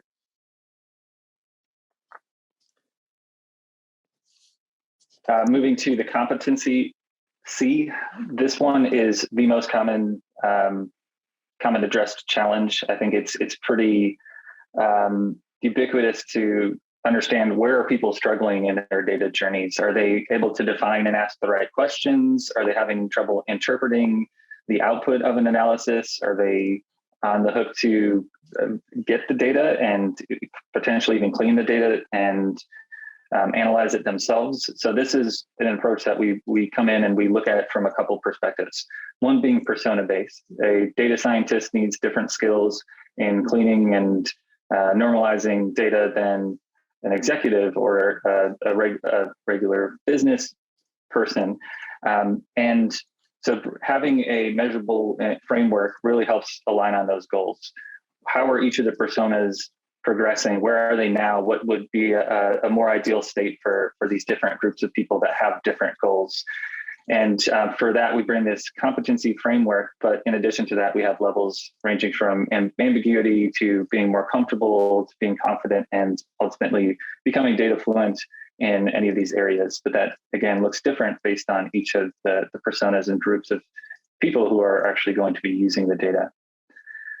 Communication from a data literacy program standpoint often falls under the bucket of change management or behavioral transformation. These are very important aspects. I think it should be obvious. You can have the best, most polished content and a nice delivery platform, but if nobody knows about them, it's useless, just like a dashboard or an analytics solution.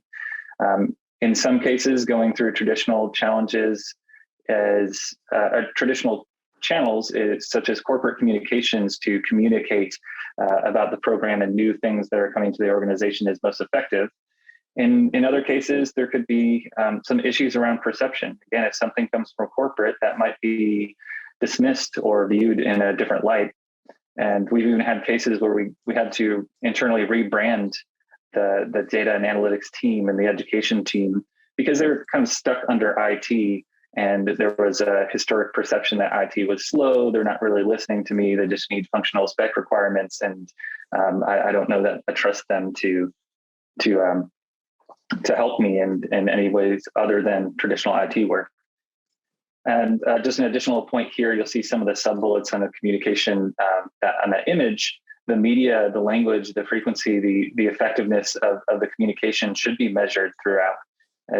I've had requests to come up with emails that are being thrown out, or even flashier things like GIFs and videos. And you can get into this habit of throwing too many things at people and not really knowing which are working. So we should really practice what we preach as data practitioners to measure the effectiveness of the communication and how people are engaging with that and the program at large.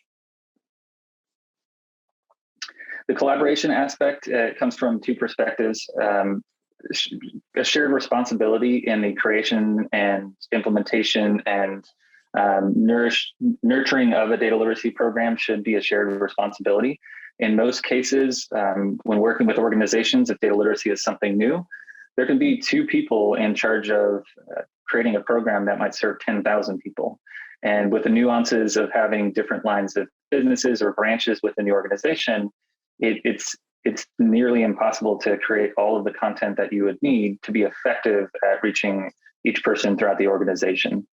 Furthermore, the data literacy practitioners and the new leaders and directors of data literacy they're not experts in every single area of the business. So helping to expand that education operating model to pull others in can make sure that the content and context of the content and timing of the content is relevant to each particular area within the organization.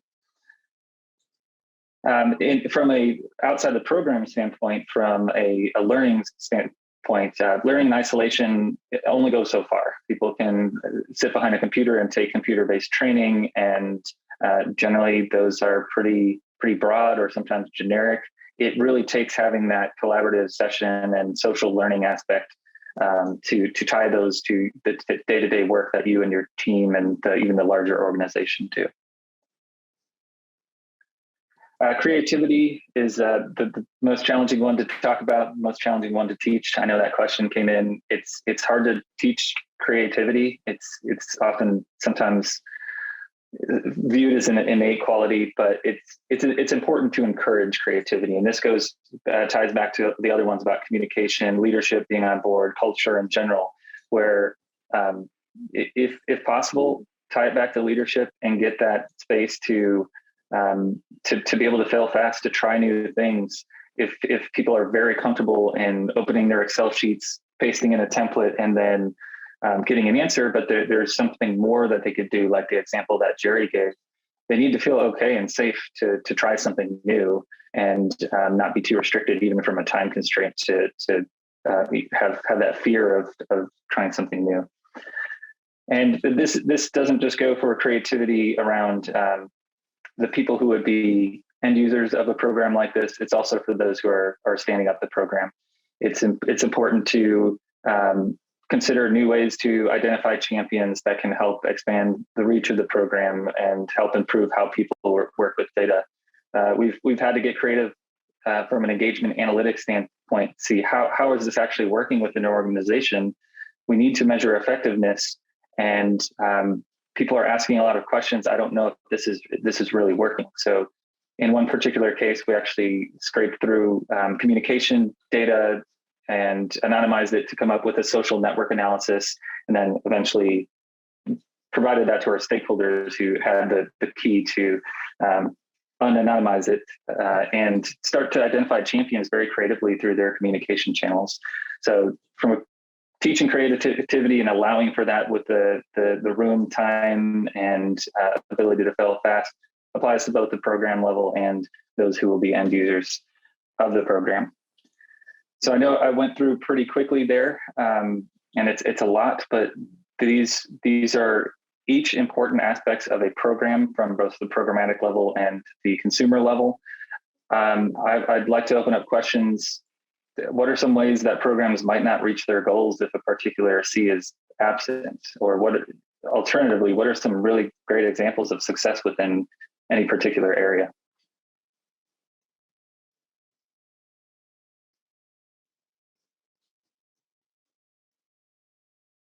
Are you asking us that question? Because I was thinking the same thing. That I want to know, is there an example, like Wendy was around when I started the Cox Analytics Summit, and I feel like that was at least some way of starting down this journey and being able to see analytics take a center stage. But are you asking us the question about an example? Yes, I would love, pedals? Would love to hear some examples. I provided a few at a pretty high level, so I can probably go into more detail if needed, but I would love to open it up to everyone. Yep. Anybody seen a big win on some of these, on any of these, where you say like, oh well, gosh, at my company or this other company that I learned about, or this friend of mine works there, they've gotten really good at communicating, and here's how they did it.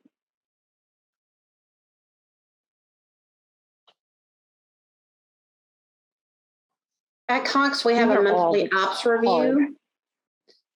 And Mhm. we found that that has been beneficial in communicating performance, because what we found is what gets communicated and what is focused on is what gets done.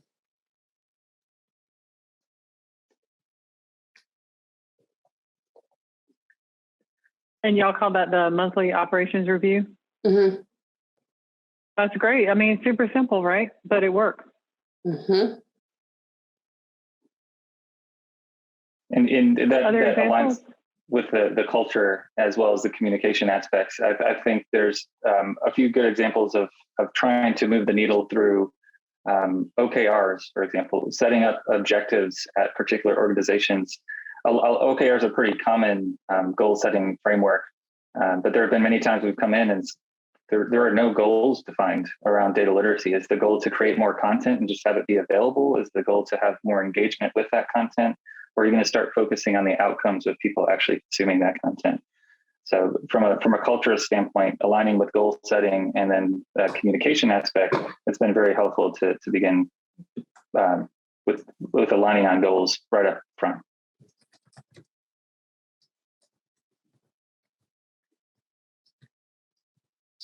What are some goals that you've seen in companies around data literacy? How would you measure that? That's a great question. So the outcome related goals can be very tricky because there's obviously, if you're looking at business outcomes, there's most definitely confounding variables. It would be very hard to prove any causation that because we implemented this data literacy program, these business outcomes have changed positively. There can be correlation, and we generally point that out once we get to a more mature engagement tracking solution through a dashboard. We're pulling in education engagement as well as meeting with the business to see how things have been improving or not. Generally, from a goal setting standpoint, we focus on the data literacy program, meaning content standpoint, is the program set up? Is it ready to go? Or meeting the goals is with collaboration on how people are contributing as advocates or champions or just general contributors, all the way throughout to outcomes of the program. So that could be something like standing up a data literacy assessment that is contextual to the organization and measuring that over time. It's hard to make that jump from that data literacy assessment directly to business outcomes, but if they're moving in sync, it's generally perceived to be a positive outcome. Can you say X number of people participate in certain kind of training, or that X percentage of decisions are being made leveraging data as part of it? Is that yes, the first one is much easier. Tracking engagement with how people are engaging with content is pretty objective. The decision-making aspect can be a little bit tricky, but ways to overcome that is there a process, a framework, a standard way of presenting decisions that involve at least one component of pointing back to the data that helps support that decision? So we've helped with creating some of those frameworks to help guide the conversation around how to point back to data when you're making an assertion that should be supported with data. Love it. These are great questions and awesome answers.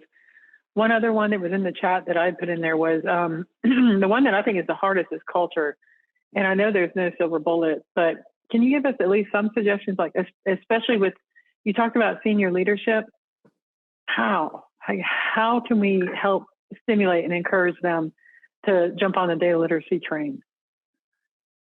It's a great question, and it's been different every organization that I've been involved with. In some cases, there's the stakeholders that we're constantly interacting with are pretty close to executives, and they can bring something to them and ask, can you speak for 3 minutes at this all hands meeting to talk about the importance of data literacy? I'd love to teach you more about it so you can speak with confidence and inspire the rest of the team.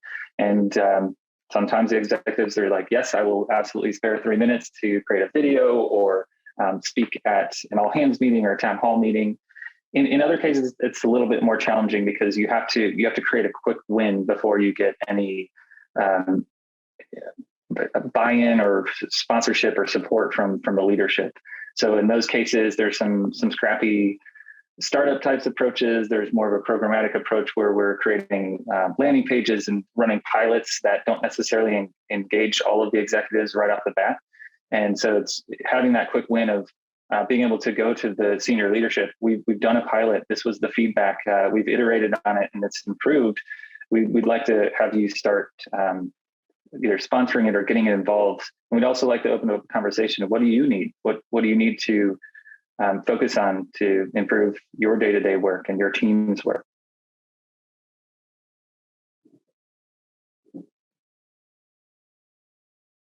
Yeah, oh, sorry. Go ahead. Oh, sorry. I was just going to throw out one observation I've had in a few different organizations that are very different. I've been in one company that their data warehouse, data environment, data lake environment, as an analyst, you'd have to request access to every database and sometimes every table or view or new data source every single time. Like they had it on lockdown. You literally couldn't see the enterprise level data and join data together and like explore and kind of have some of this creativity to solve unique problems or ask difficult decisions. And I've been in another company that pretty much if you got a key in as an advanced user, you got open access to all data in the company.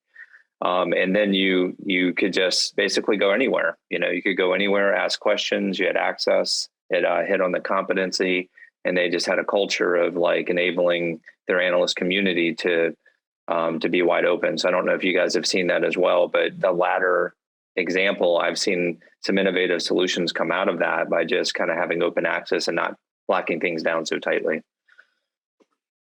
Yeah, absolutely. It does depend on the industry. As I mentioned, financial services, fintech generally are much more locked down. They're dealing with PII, PCI compliance, and it can be frustrating for end users to get access to more data in those particular environments. But I have also experienced organizations that probably don't need to be so restrictive as far as data access. And it can be a challenging conversation to let go of that, convince the habitual nature, convince executives that their habits or CDOs or CIOs that you're actually holding back innovation. There should be a level of security on certain data, but you should be able to justify that, not just be afraid of what people will find when they're looking at data. That is a tough thing to change. I was in a training class. This was actually executive education at Georgia Tech, and it was, I think it was a custom program. So it was one company, but for that one company, there were IT people, there were business people, and there were analytics people. And the analytics people were talking about this exact thing. Like, I feel handicapped. I have to ask, I have to beg for the IT group to throw it across the wall. And the IT person stood up and said, I can't believe I'm saying this in this room right now, but I feel like I should work harder to allow access. That we've got to change some things because I feel like it's really stopping what you guys need to do. I'm so encouraging to see, kind of the light bulbs of different perspectives. Like the analytics people are trying to understand the perspectives of IT and data security and those sorts of things, and then the other way as well. So it was exciting.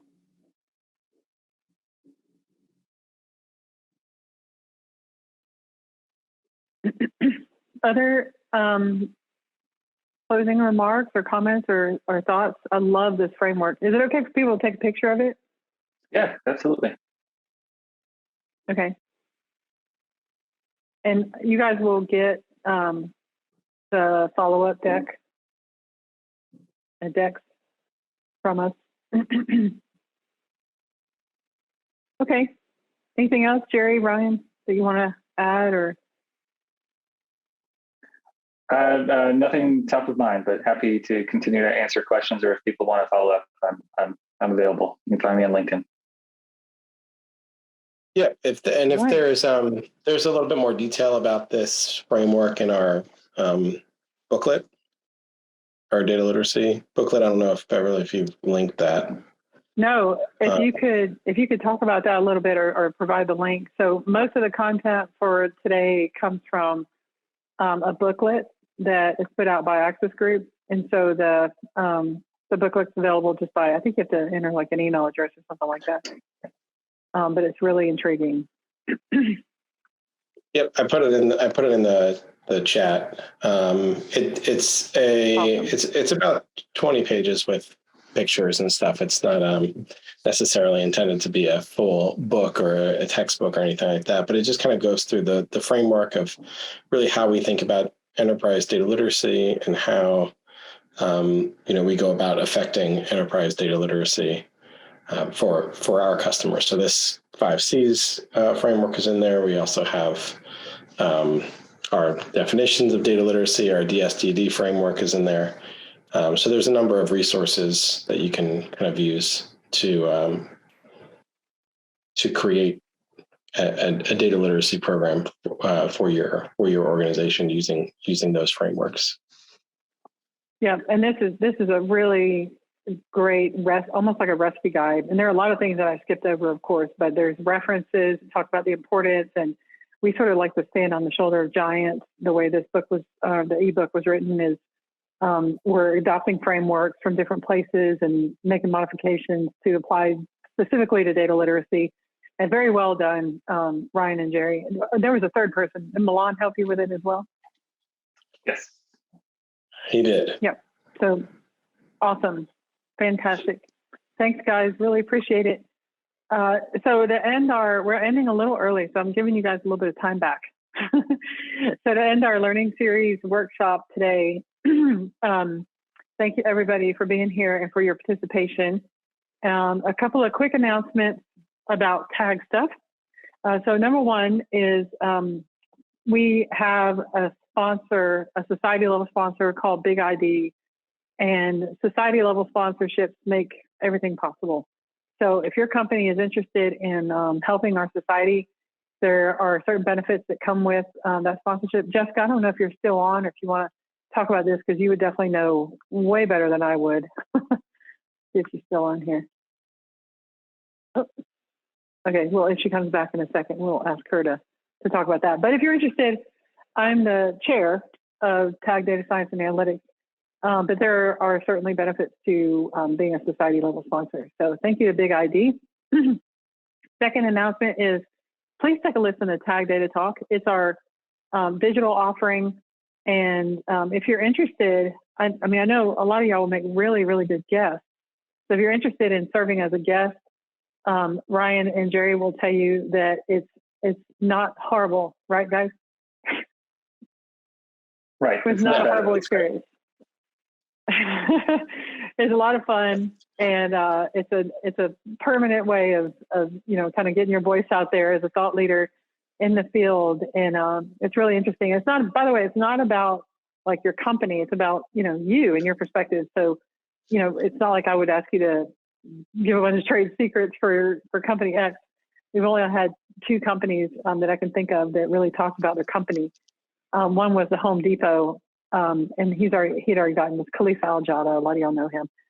He had already gotten like permission on permission to talk about his use case. And the second one was Chick-fil-A. We had a panel, and they were so excited. They actually ran the podcast in the Chick-fil-A stores for like a solid week or something. Like you go in a store, you hear the podcast playing. Crazy cool. So if you're interested in serving as a guest, but definitely be a listener. The next announcement is March the 8th. Please mark your calendars.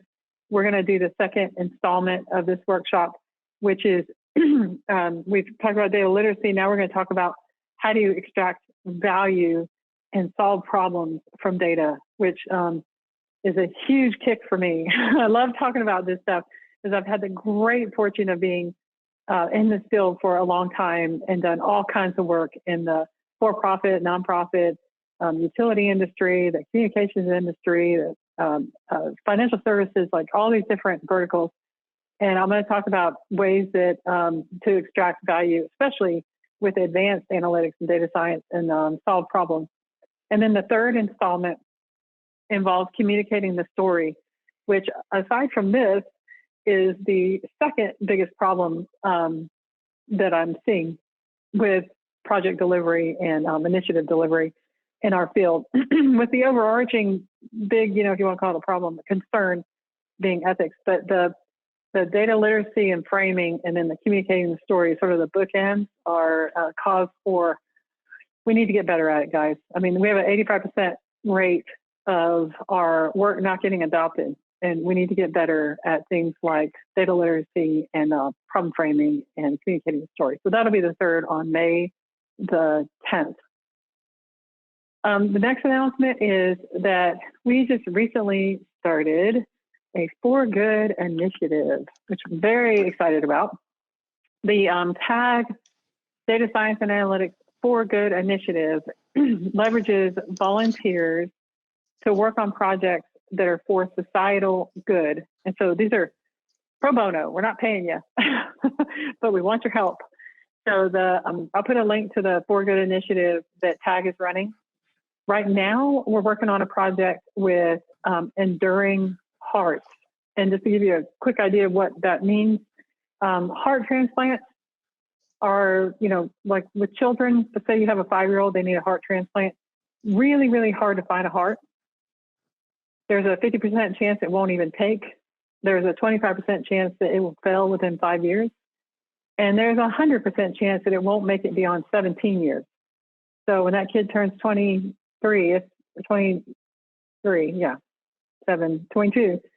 When that kid turns 22, they're going to need another heart. And then you got to go through the whole process all over again, the same odds, that sort of thing. So Enduring Hearts is an organization that does research with the medical community to help make a heart last longer. Like you can't produce more hearts, but how do you, well, not yet. They're working on that too. Not this organization, but they as in the world. Anyway, and so they're trying to figure out how to elongate the life of the heart. The project is not a health-related project, but it has to do with helping Enduring Hearts make it better as an organization. I believe we're looking at optimizing their fundraising efforts. So it's a business question for a nonprofit that will help, in effect, help them solve for this heart issue. The project we have in 2023 is probably going to be related to youth that are aging out of foster care that tend to go homeless. I actually have a competition I'm doing right now related to that same topic. So it's the National Center for, I always say this wrong, Housing and Children's Welfare. I think that's it. And so we're working with them to try to figure out how to reduce the homelessness among youth that are aging out of foster care. So I will, on the follow-up, I'll send the link so that you can volunteer on the For Good initiative, which results in a presentation for TAG in August. The date's still TBD, August. So that's something that we have going on that's relatively new to us. And then lastly, just a quick announcement is that we are running innovation awards, or at least we're planning to, because you know how things are with pandemics and whatnot getting in the way. But we're planning to run innovation awards. So start thinking now about some cool analytics thing that you've done you feel is innovative. Hey, I mean, in my mind, I would love to see someone submit their project related to data literacy. Like being able to say that you've moved your organization and improved data literacy. That's like a huge thing right now. So this could be a use case for a data project, or it could be something that's more like this, or it could be, just some innovative thing that you've done within analytics space. So watch for announcements coming soon for TAG's Innovation Awards, which will happen in December. But there's this whole, you got to submit your work. It has to be judged round one, and then there's the final judging, and then there's the awards ceremony that happens in December. So we're starting to gear up for that now. Cool. Any questions about Jessica? Are you still on? I don't know if she's still on. Yeah, I don't think she's still on. Any questions about TAG or additional events? Anything like that? Y'all are all going to be podcast guests, right? Why am I more excited than everybody?